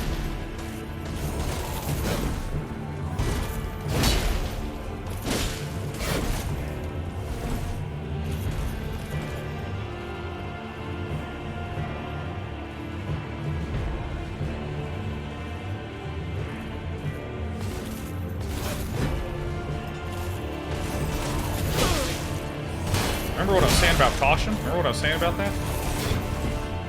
Went out the window. Remember what I was saying about caution?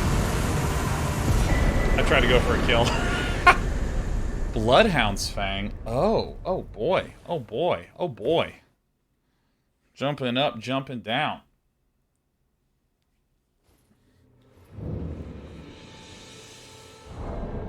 Inventory. Oop, equipment.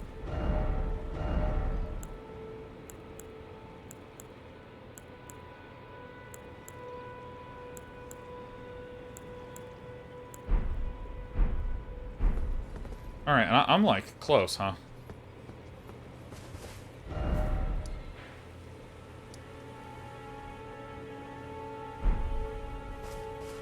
Hi.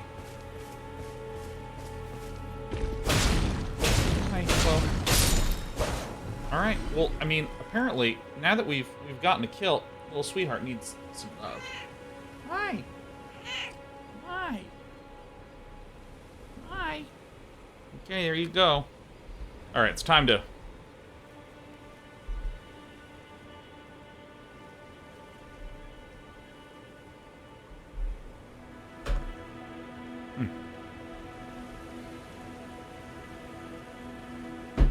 Dude. Best cats in the universe. Give me this. Okay.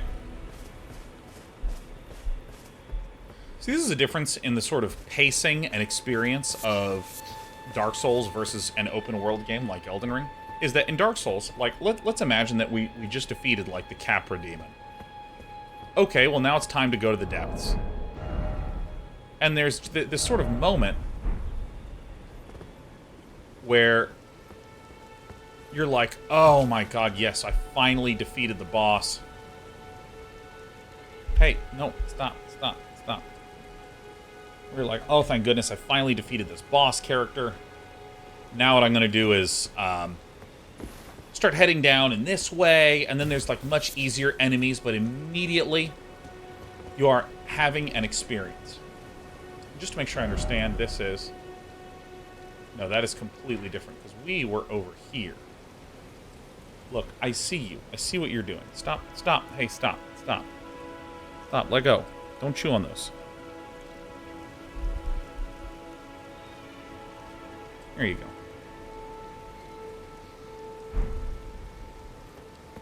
There's a cat literally right here. You can see the ear. There she is. Alright, you just want to be nearby? You got it. Anyways. Hey, do not step on the space key. I'm gonna, like, turn off this stream, then.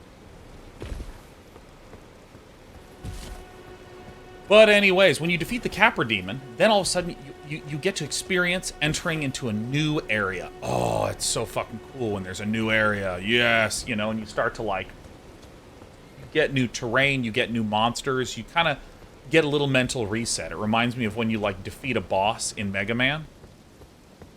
And then you're into a new area that has new music, a new look, new enemies, new challenges, new theming.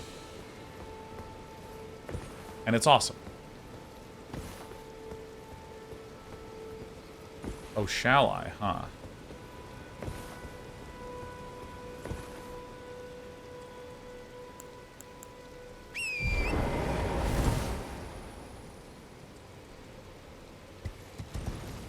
Fuck! Actually, let me do this. And this, I think, sometimes... Holy shit. I didn't see the ballista, but now that I see it, I'm getting the fuck out of here. This is the one downside I feel like will sometimes happen in games like this, where, like, I get to the end. And you know what my reward for being in the end is?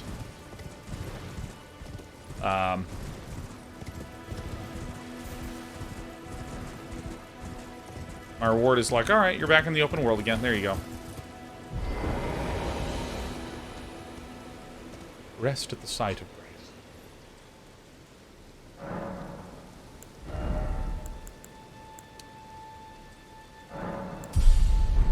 Let's try the sword out, shall we?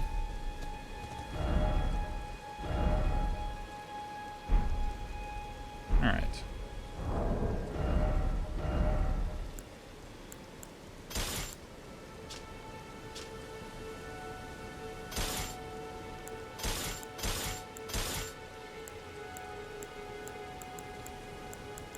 You unequip.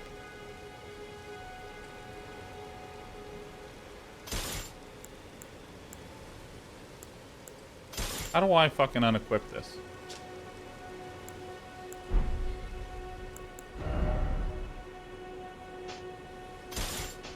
Oh, I see. Okay.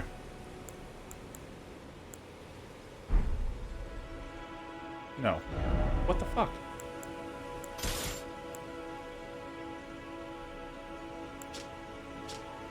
Okay, so how do I... If I go like this, like it's not showing...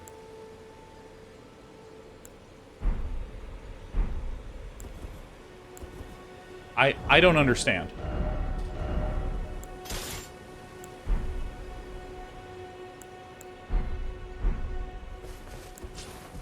Okay.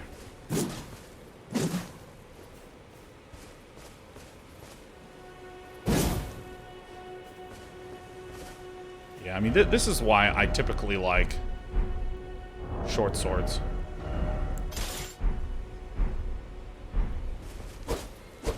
Nice. Short sword's long sword, something that just has a little bit of a faster attack. Okay, so where to now? We basically have explored this entire coast. think it might be time. I think it might be time.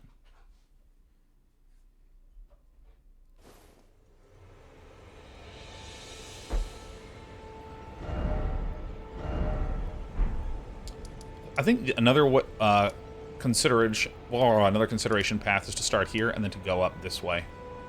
I was really curious what was up here. Or actually, I could go here up to this high ground area and just kind of explore up here a little bit. That sounds like it could be pretty fun. Actually, yeah, that is what I want to do. That is what I want to do.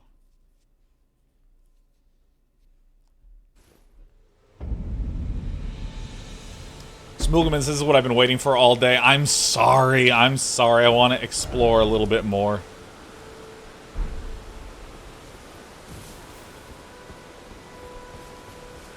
No beat Margit yet? No, I haven't even played Margit the Fell today yet.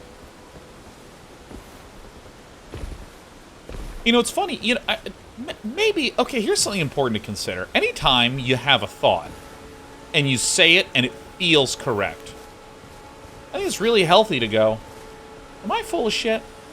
You full of shit? I love you. You can be as full of shit as you want, sweetie. Yeah, look, it's Dad. Yeah, I can scritch that. Don't worry.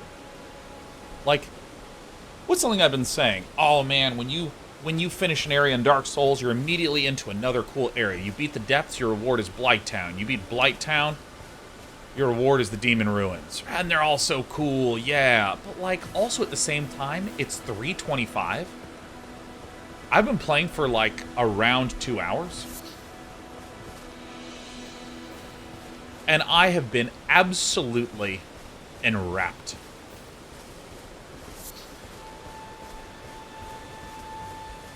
This has been fun as fuck, man.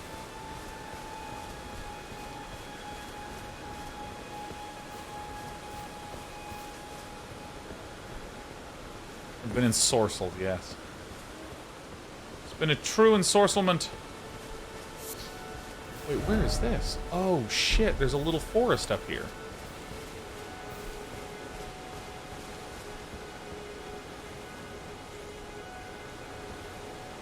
What the hell is that thing?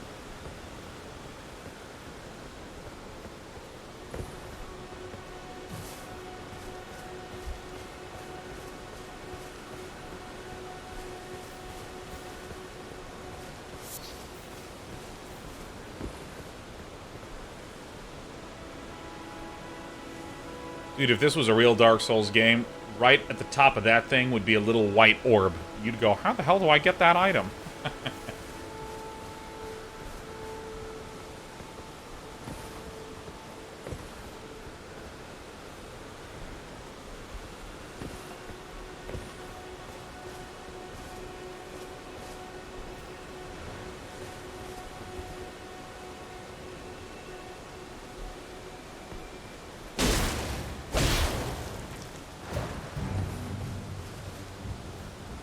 Shit, I pissed him off.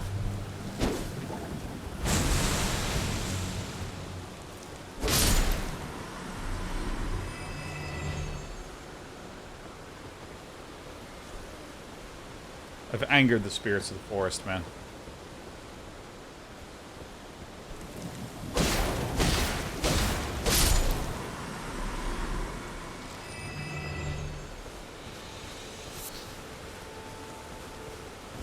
Oh god, it's a cemetery.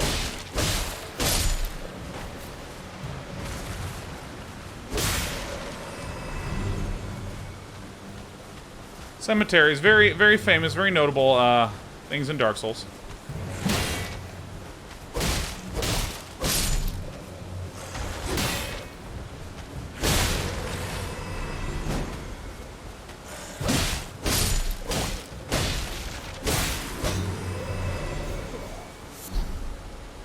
Human bone shard. The bone broth. The bone broth. By the way, Bowbag, I happen to have encountered these guys previously, so I know that they resurrect. But generally speaking, I would really, really encourage you to err heavily on the side of no spoiling, no explaining, no, you know, taking away from what could be my experience of the game. And remember, I'm a pain piggy. Bobag says, sorry, you rider. No, don't worry about it. Like, you're in the clear. But if I hadn't, you'd be banned right now, crying. Crying into your diary. Oh, what the fuck? I don't know if that's rot or that's poison. But I sense that it is bad. Straight to jail. Straight to chat jail. Straight to devastation.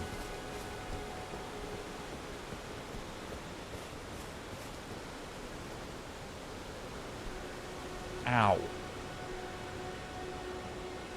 Ow. Oof. I'm not gonna lie. I didn't want to cook dinner last night, so we got Taco Bell, and my stomach has not stopped hurting.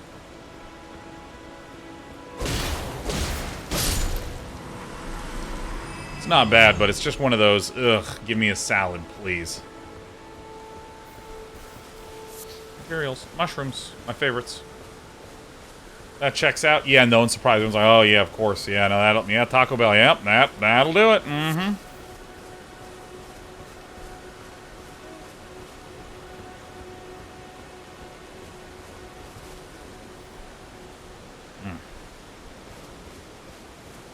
Pretty good. So I got Indian food last night while watching you, Sean.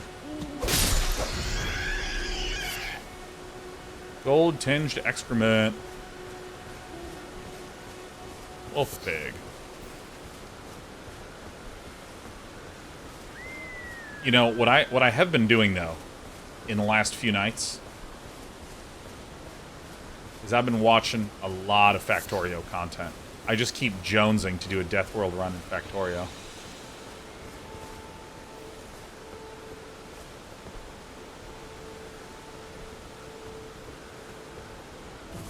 God, I love Factorio. Factorio is a rare 10 out of 10 game.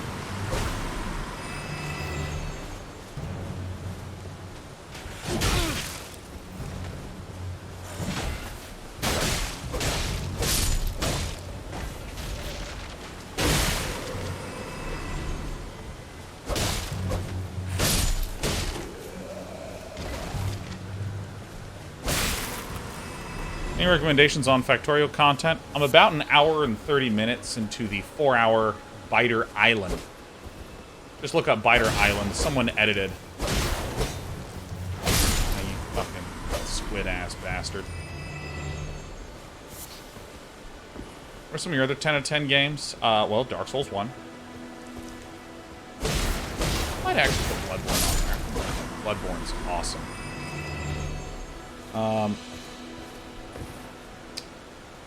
Let's see, I made the list. So for adventure games, it'd be like Myst, Riven, There Is No Game, Return of the Obra Dinn. For card games, and by the way, they're all single players. All single player, no multiplayer on the list. Not because there's no 10 out of 10 multiplayer, but just because that's a different list. My 10 out of 10 multiplayer, like Dota, Hearthstone, Magic, StarCraft, you know. Frankly, a little bit more of a boring list.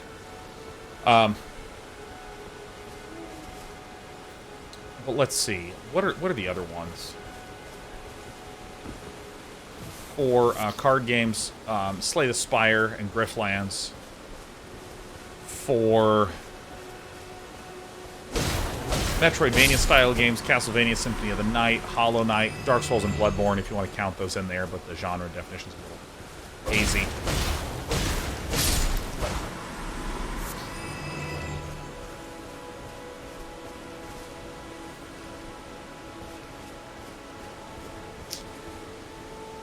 Let's see here. Stardew Valley's on there. Spherical, you got it. That's the one, the Biter Island. Oh! I can get both of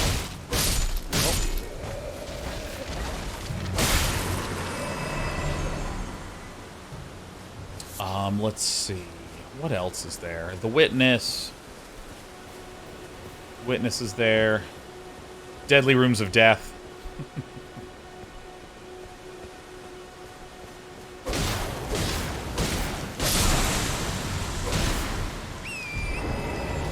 shit, that's not what I wanted to do. Fuck, get the fuck out of there.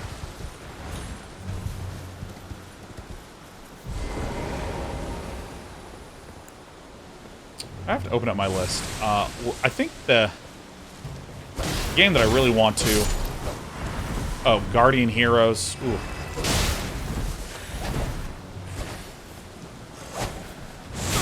Oh, shit.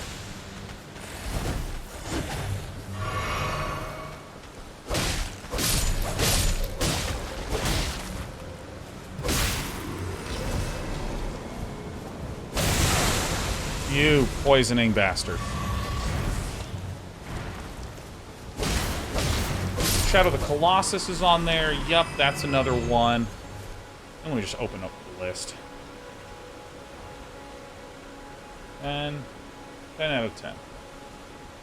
Dark Souls, Bloodborne, Castlevania Symphony of the Night, Hollow Knight, Link to the Past, Legacy of Kain, Soul Reaver. For FPS, Half-Life 1, Half-Life 2, Bioshock. For strategy games, Plants vs. Zombies, Heroes of Might and Magic 2, Command & Conquer 1. For builder-style games, Stardew Valley, Factorio, Banished, puzzle games, Lemmings, The Witness, Antichamber, Deadly Rooms of Death, Flow Free, Portal, Baba Is You. For action games, Mega Man 2, Guardian Heroes, Gunstar Heroes, Earth Defense Force 2017, and Crimson Land. For RPG, Chrono Trigger, Fallout 1 and 2, and Mass Effect. For old school adventure games, There Is No Game, Myst, Riven, Return of the Obra Dinn, and Unavowed. I knew I was forgetting one. Banjo-Kazooie, I didn't know where to categorize, but it's a platformer, and I fucking love that game. Subnautica, Slay the Spire, Griftlands, Outer Wilds, To the Moon, Brothers, Tale of Two Sons, Inside, Shadow of the Colossus, Prince Persia: Sands of Time, Amnesia: The Dark Descent, Text Twist, and Beatmania 2DX. Those are my 10 out of 10 games.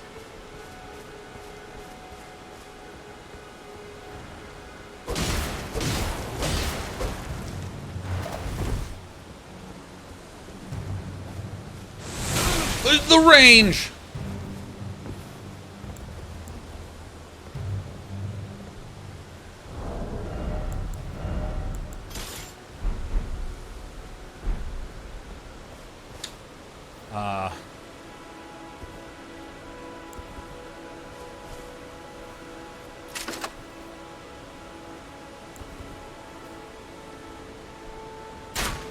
Shit.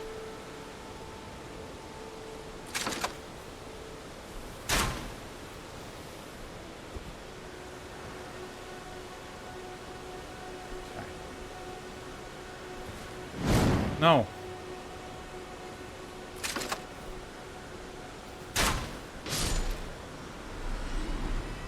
Show you who's the ranged gamer.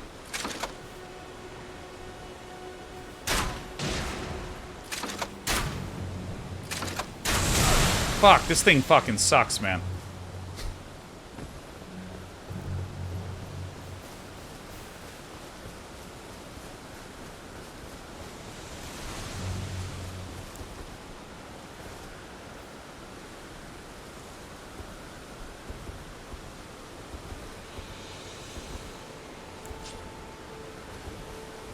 Okay. Woo! I feel like Dan would love Ocarina of Time. Never even played it. How crazy is that?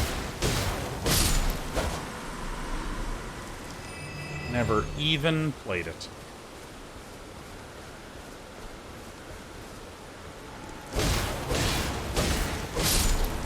Now, I want to delineate between a game that is, like, objectively, oh, what a work of art. Thing's fucking amazing. Oh my god. Versus games that I like. Like, I bet you some of those Call of Duty games should be considered widely.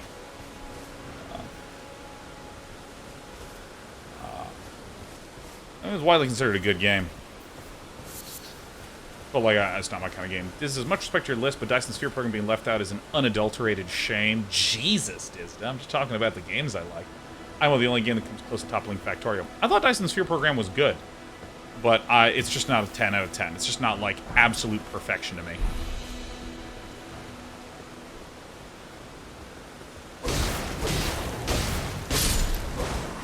Could have been the time that I played it. Maybe they've improved it a lot since I touched it, but...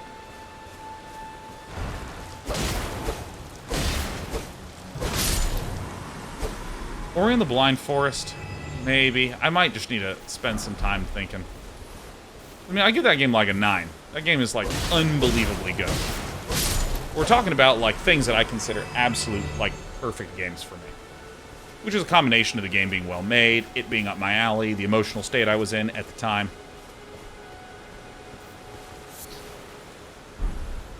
Blood Rose, whatever the hell that is. Is this it? Inscription needs a little bit more time to sit. You know, it's kind of like this game. I'm enjoying it, but I'm not going to rate this game a 10 out of 10 anytime soon. Always needs a little bit of time. Sitting with it.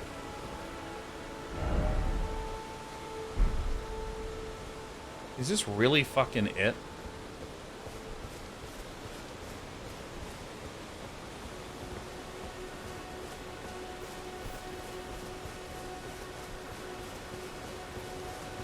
Is Blood Rose really that good? Am I missing, like, a little entrance to something over here?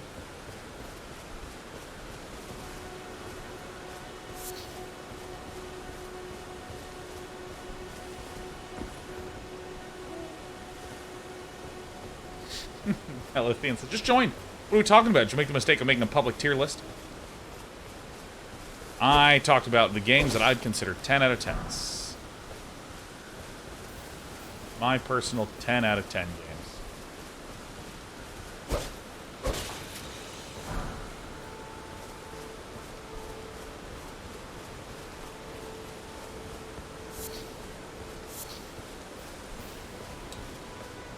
Oh, there's another game I want to put on this list that I'm going to do this before I forget.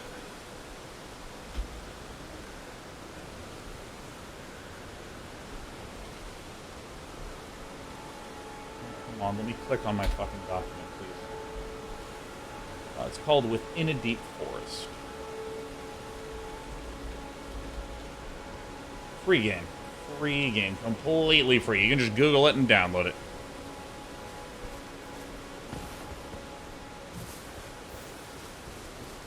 It's made by a Swedish developer by the name of Niflis.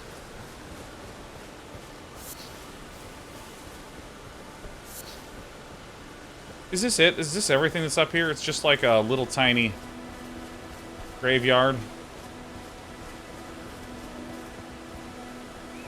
Well, that's disappointing. Your reward for checking the nooks and the crannies.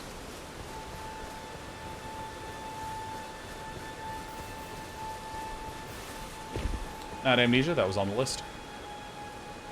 Yeah, Within a Deep Forest is like one of the games that made me feel like I could make games. Within a Deep Forest. So there's actually like nothing up here, huh? Unless I missed something, in which case, whoops.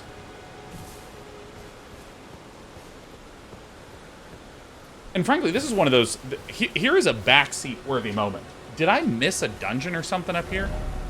Because, like, I checked this corner, and there's a dungeon. I checked this, and there's, you know... not stuff along the coast here. But it was still fun to explore. Oh, shit. Can I?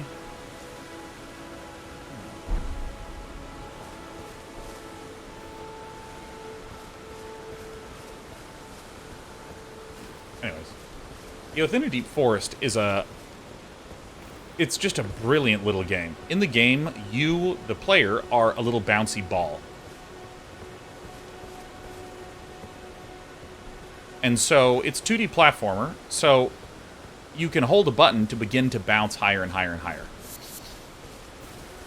And you go through these little sections, and then you unlock different material balls that might be bouncier or heavier. Like a glass ball that's like really fragile.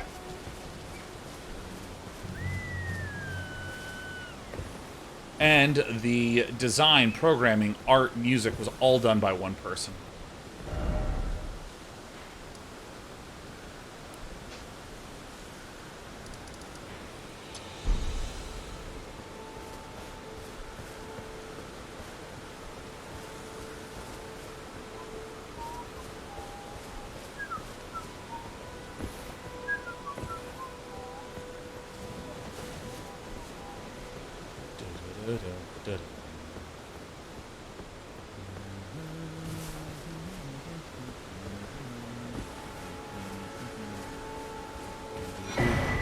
Starlight shards? Oh, hell yeah. Hey, is there a resident ghost stalker here?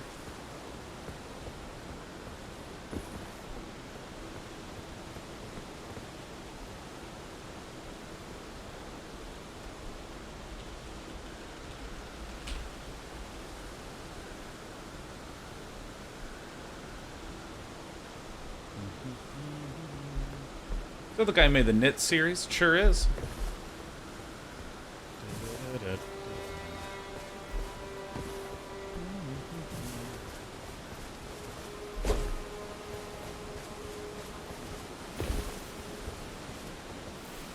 Circles, it's always amazing me when I play like a 10 out of 10 indie game, and then it shows there's like 10 people that worked on it. Yeah.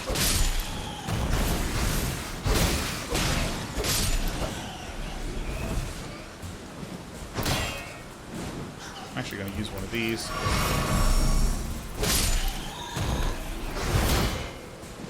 Fully expected it would give me my flasks back. No, it won't. Great.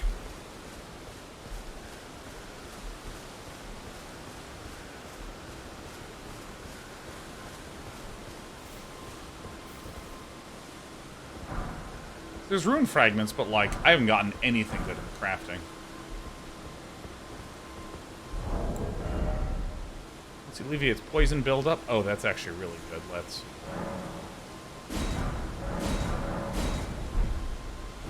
see here. Temporarily boosts robustness. Colored light.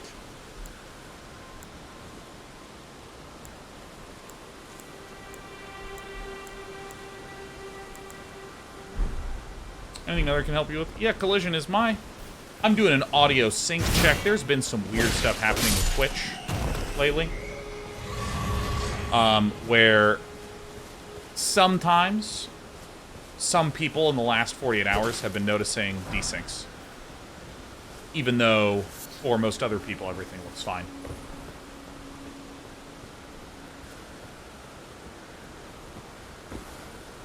What is that?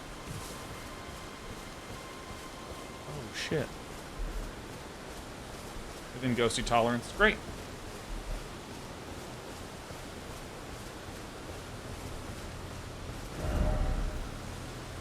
Oh, yeah, so these are little prisons, huh?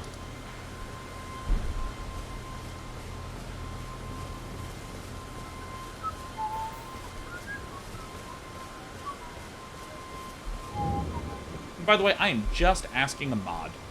Not asking anyone else. Yeah, why not? Everjail. Let's do it.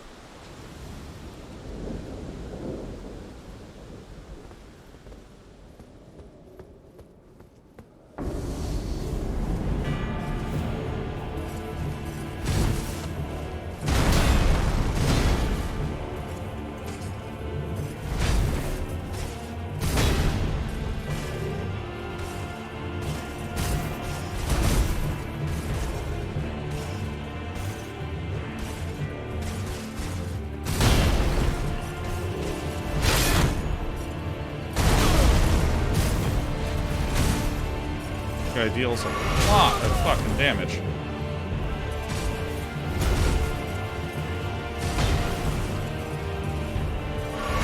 Oh my god, how are you in range? Jesus. There we go.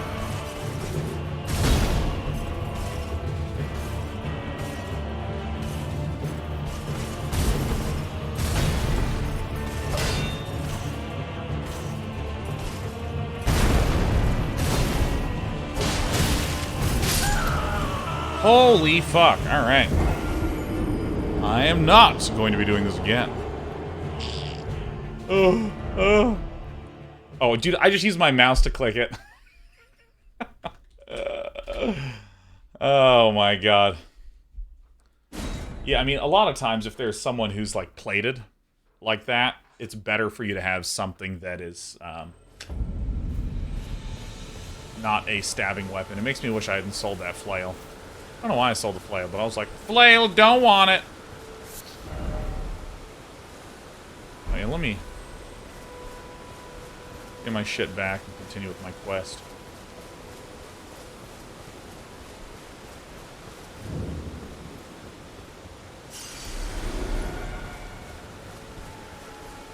Can you get in here? Awesome. Hell yeah. Let's do it.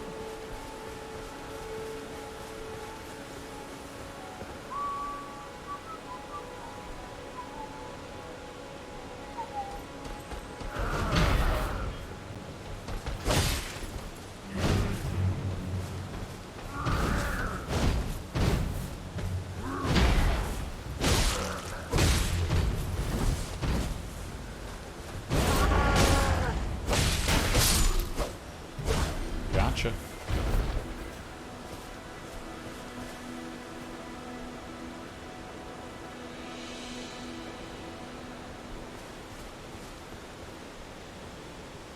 I see. So this is actually... This is the overlook point to here. Sick.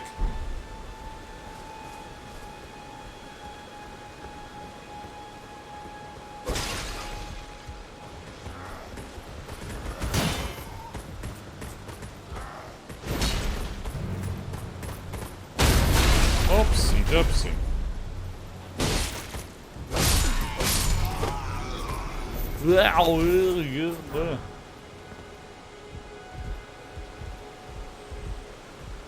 Well, I now learn to not trust chess at all.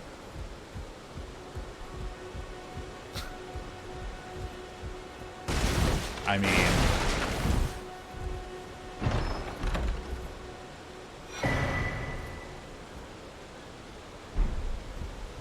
I gotta start doing some shit with talismans and whatnot. Bum bum ba da da da ba ba da da da da da da da da ba da da da da da da da da. Mobius Band says, a potential downside to the layout of this game that people avoid the bosses and just explore, then finish with just all the frustrating bosses at the end without the reward of more explanation. Well, I believe, as far as I can tell, this game has set it up to where it's... Oh, are you kidding me? Come on.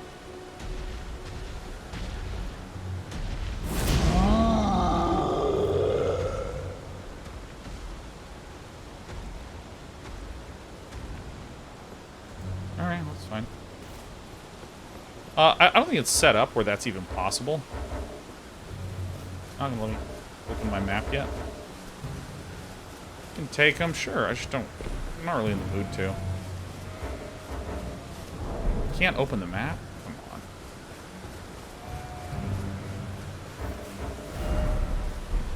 Yeah, like, for instance, there is a boss right here, and clearly I have to go through him in order to get up to here. So I think that even if you did try to avoid all boss fights and then just do all of them one after the other... Holy shit.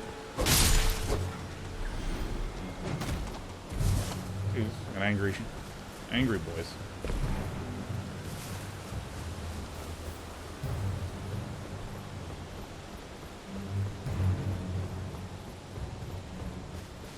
Actually, wait, my health is perfectly high.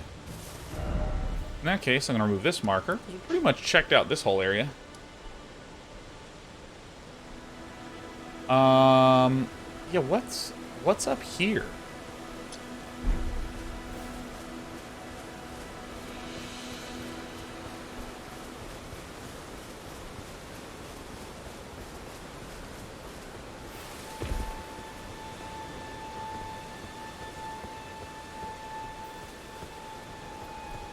Ride the horse for speed, but I like the pace of running. You know what? Let's do it. Let's do the horsey.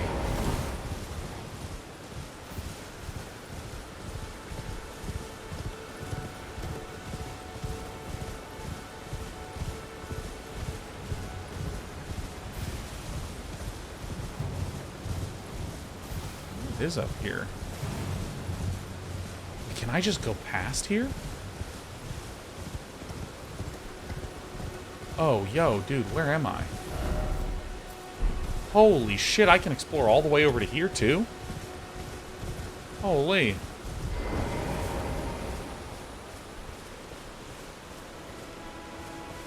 You, please, I can read them. Your fingers, please, your fingers. Finger time. Here they are. I'll let anyone do anything to me as long as there's content on the other side. Head to the foundation of gold tarnished. Traverse Rea Lucaria, glintstone eventide, and reunite the half crescents at the grand lift. Oh, but the bridge is collapsed and cannot be crossed. Only, why should that matter? Gee whiz says, I'm disinclined to trust somebody begging me for my fingers. Castle still stands tall.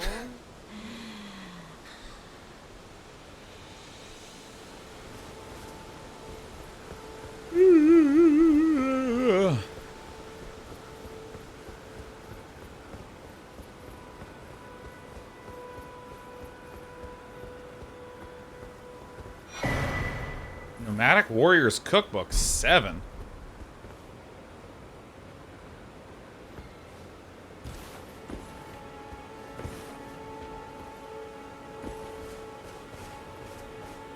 Ooh.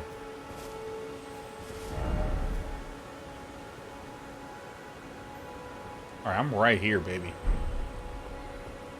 I hear those twinkles.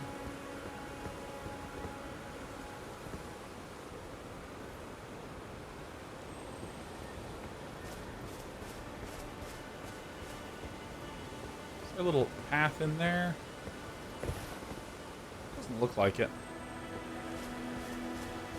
Do you hear that? Because I hear that. Gotcha.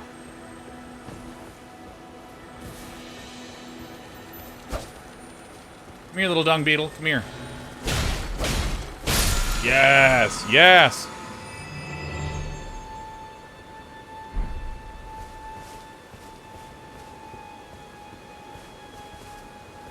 Hey, no worries, Ghosty. You're the best. You're the absolute very best.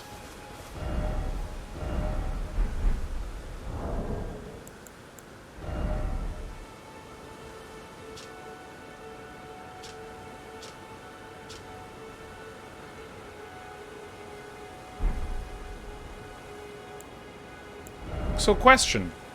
There is... How do I figure out what these things are? I know this one is health buff, but this is the same thing. It looks like it's health down, and I don't know what's causing that, and I don't even know how to check what that is.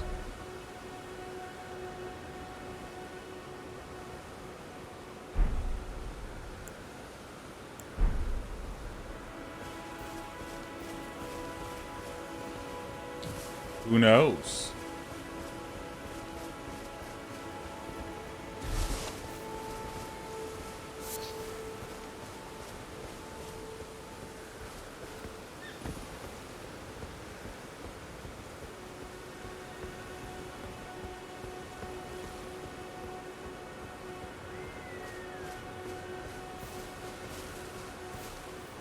Oh, sick.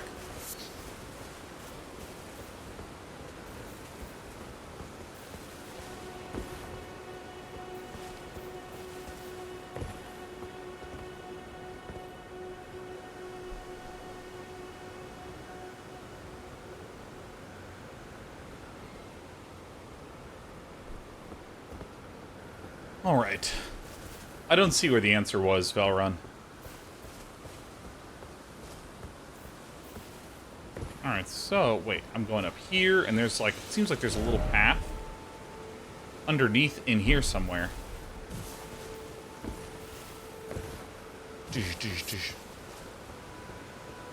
Chat's busy trading fingers. I mean, that makes sense. I mean, this is one of the premier finger exchange locations on the internet.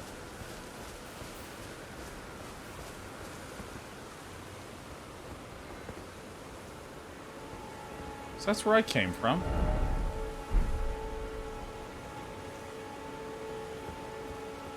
mean, this is cool that there's, like, this area over here. But part of me feels like the game is building this sense of, like, anticipation. Like, dude, there's gonna be something so sick over here.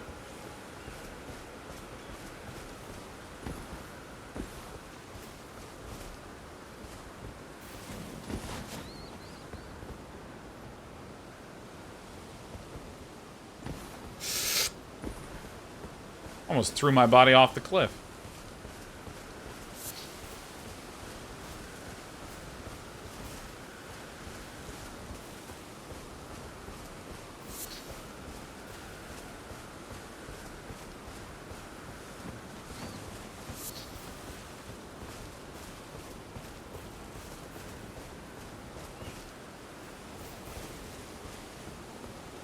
The wildlife stuff is an incredible way to make this area feel alive. The hell am I? Oh my god. I made it to the other side.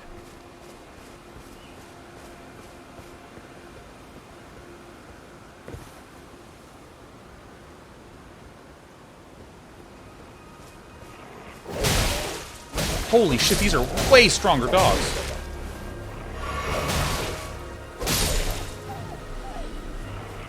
These dogs have like twice the health.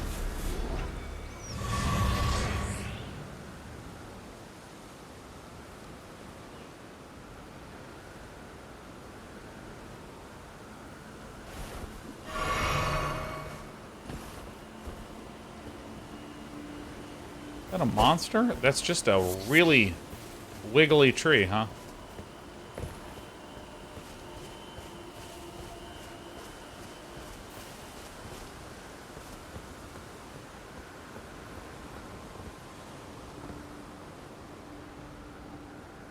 Okay.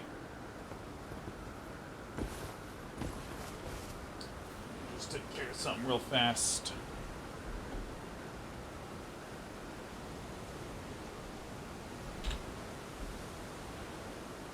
And that should do it. Boom. Bang. The flickety flang.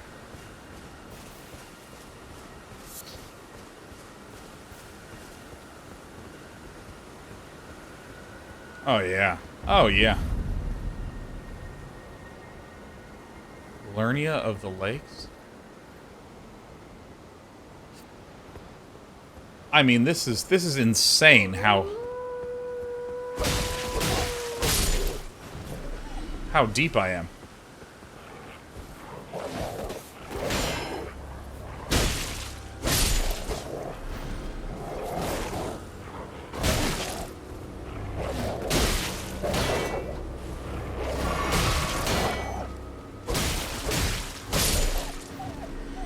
Oh, hello. Come on. Come on, Sheriff. Yep, nope, I got you. Come on. Alright, yep. Welcome. Alright, we have another visitor.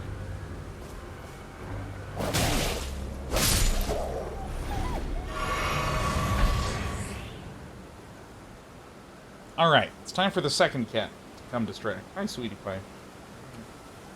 This cat is way more of a snuggler. She just kind of wants to be held and patted, and she just wants to kind of sit still while all that's happening. All right, where do you want to go? All right, hold on. We have a severe case of the cat butts. We are purring though. We are happy. We are getting loved. It's Friday. Okay, come here. You know the drill. Still haven't figured out guard counter yet? Yep.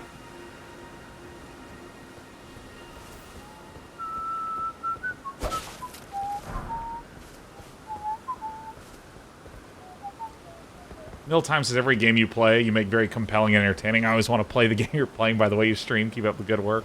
Hey, glad to hear it. It's a side effect of only playing games I like. What do you see up there? Huh? What is that? What do you see? My cat has discovered something. You okay? You gonna go hunt that? Okay. Yeah, go find out what's on over there. Is there a bug? What the hell is she seeing? So I'm probably going to find a bonfire. Jesus Christ, this area is fucking huge.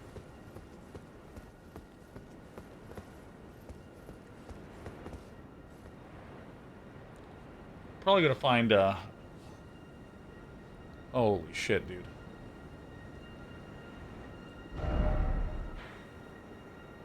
That where I need to go to get the map of this area?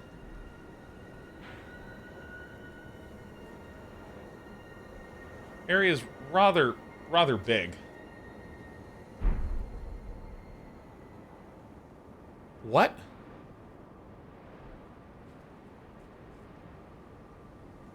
Did the fog lift? Is the weather different? Holy shit.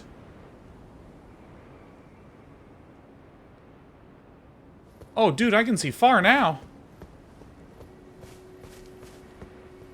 Holy shit.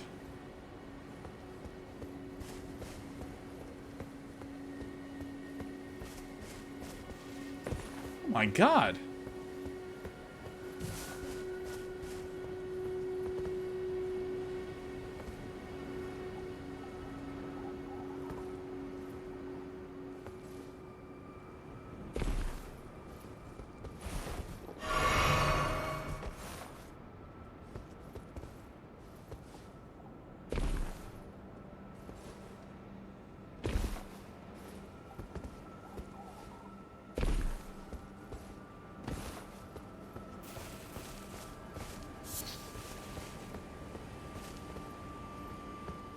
Okay, I don't think I want to go down all the way.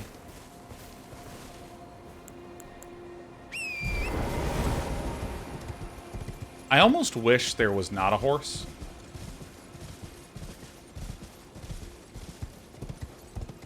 Because it's so easy to just be like, alright, I'm going to run past these guys.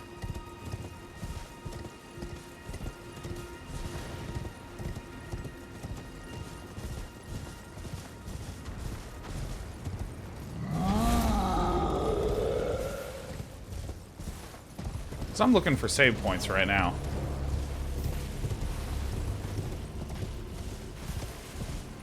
You could simply not use the horse, to be fair. I mean, I guess. It's like when there's a magic card that's overpowered. You just use the card, you know.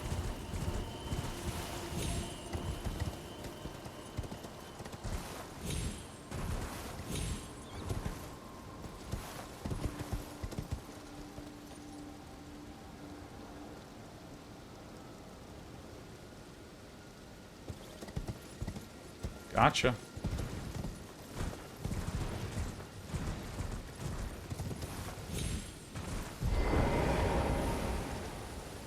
Oh my goodness, we did it. Okay, so if I go to here...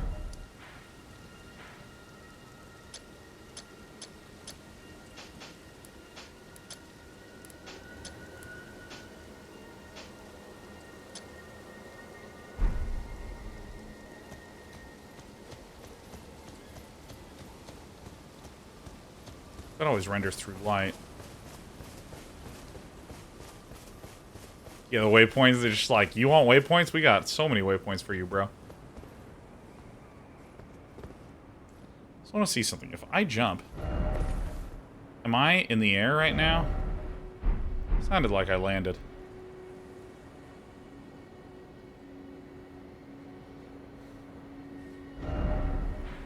Alright, so that's good. I made it all the way deep in there.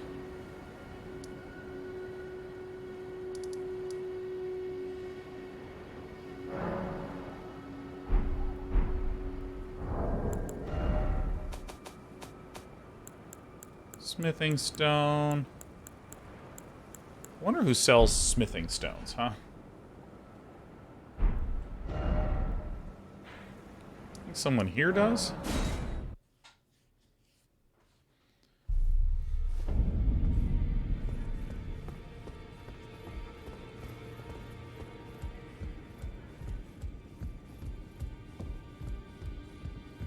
I don't remember where anything is. Oh, wait, this is new. What do you need? I have little time to spare. Alright. And by the way, when I'm asking these kinds of questions, I don't actually want answers. I'm speaking rhetorically, almost always. Unless I say, hey, someone tell me. Can anyone tell me where to buy these things? You know, if I get really specific. Oh, are you aggrieved at the notion you are but a visitant here? Then you would do well to remember the first words of grace given to you. Stand before the Elden Ring and become the Elden Lord. If those words held any meaning to you, follow the guidance of grace. Lay low the shard bearers and claim for yourself a great rune. Do so, and the doors to the Round Table's inner chamber will open, and you will receive the wisdom of the Two Fingers. Well, that sounds filthy. Once the wisdom of the Two Fingers becomes your own, I'll impart to you a proper welcome. As a true member of the Round Table, I have high hopes for you. I'm sick and tired of them. These namby-pamby times think us no more than a shelter from the rain. We've spoken long enough.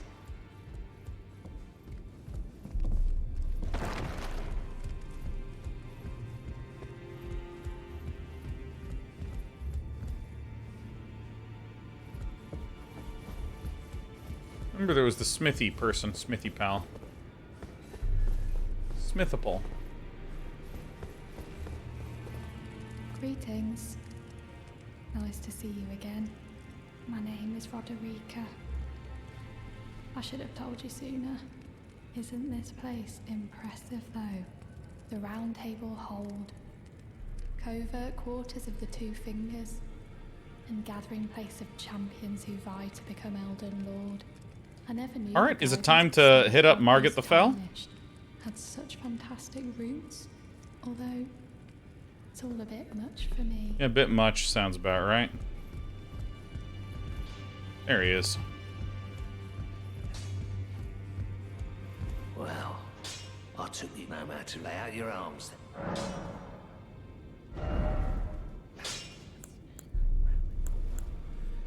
Have one. Fuck. So what's the Ashes of War thing? So I can...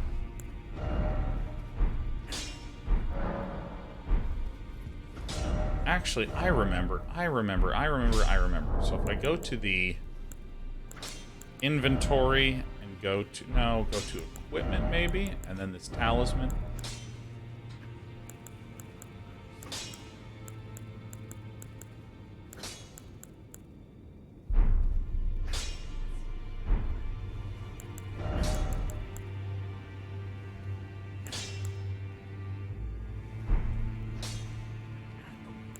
By the way, can anyone explain to me how to... Okay, here's an actual question. How do I figure out what these are at all?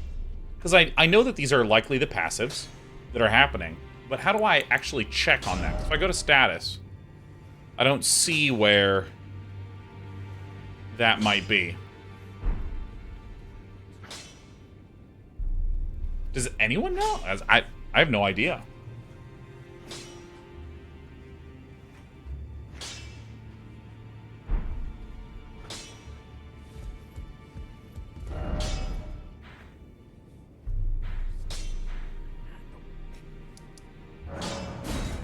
I think it's time for Margit the Fell. Are those the two memory slots? The memory slots are for remembering spells.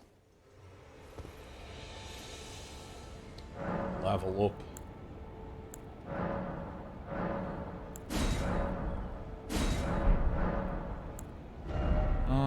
Let's do... We don't have enough. Okay, so... God, I keep hitting the wrong button. Every time I hit the wrong one.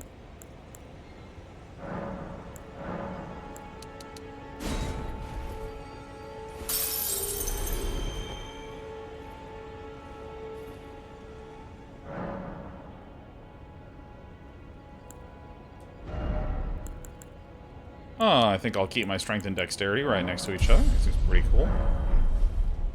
Alright. Alright.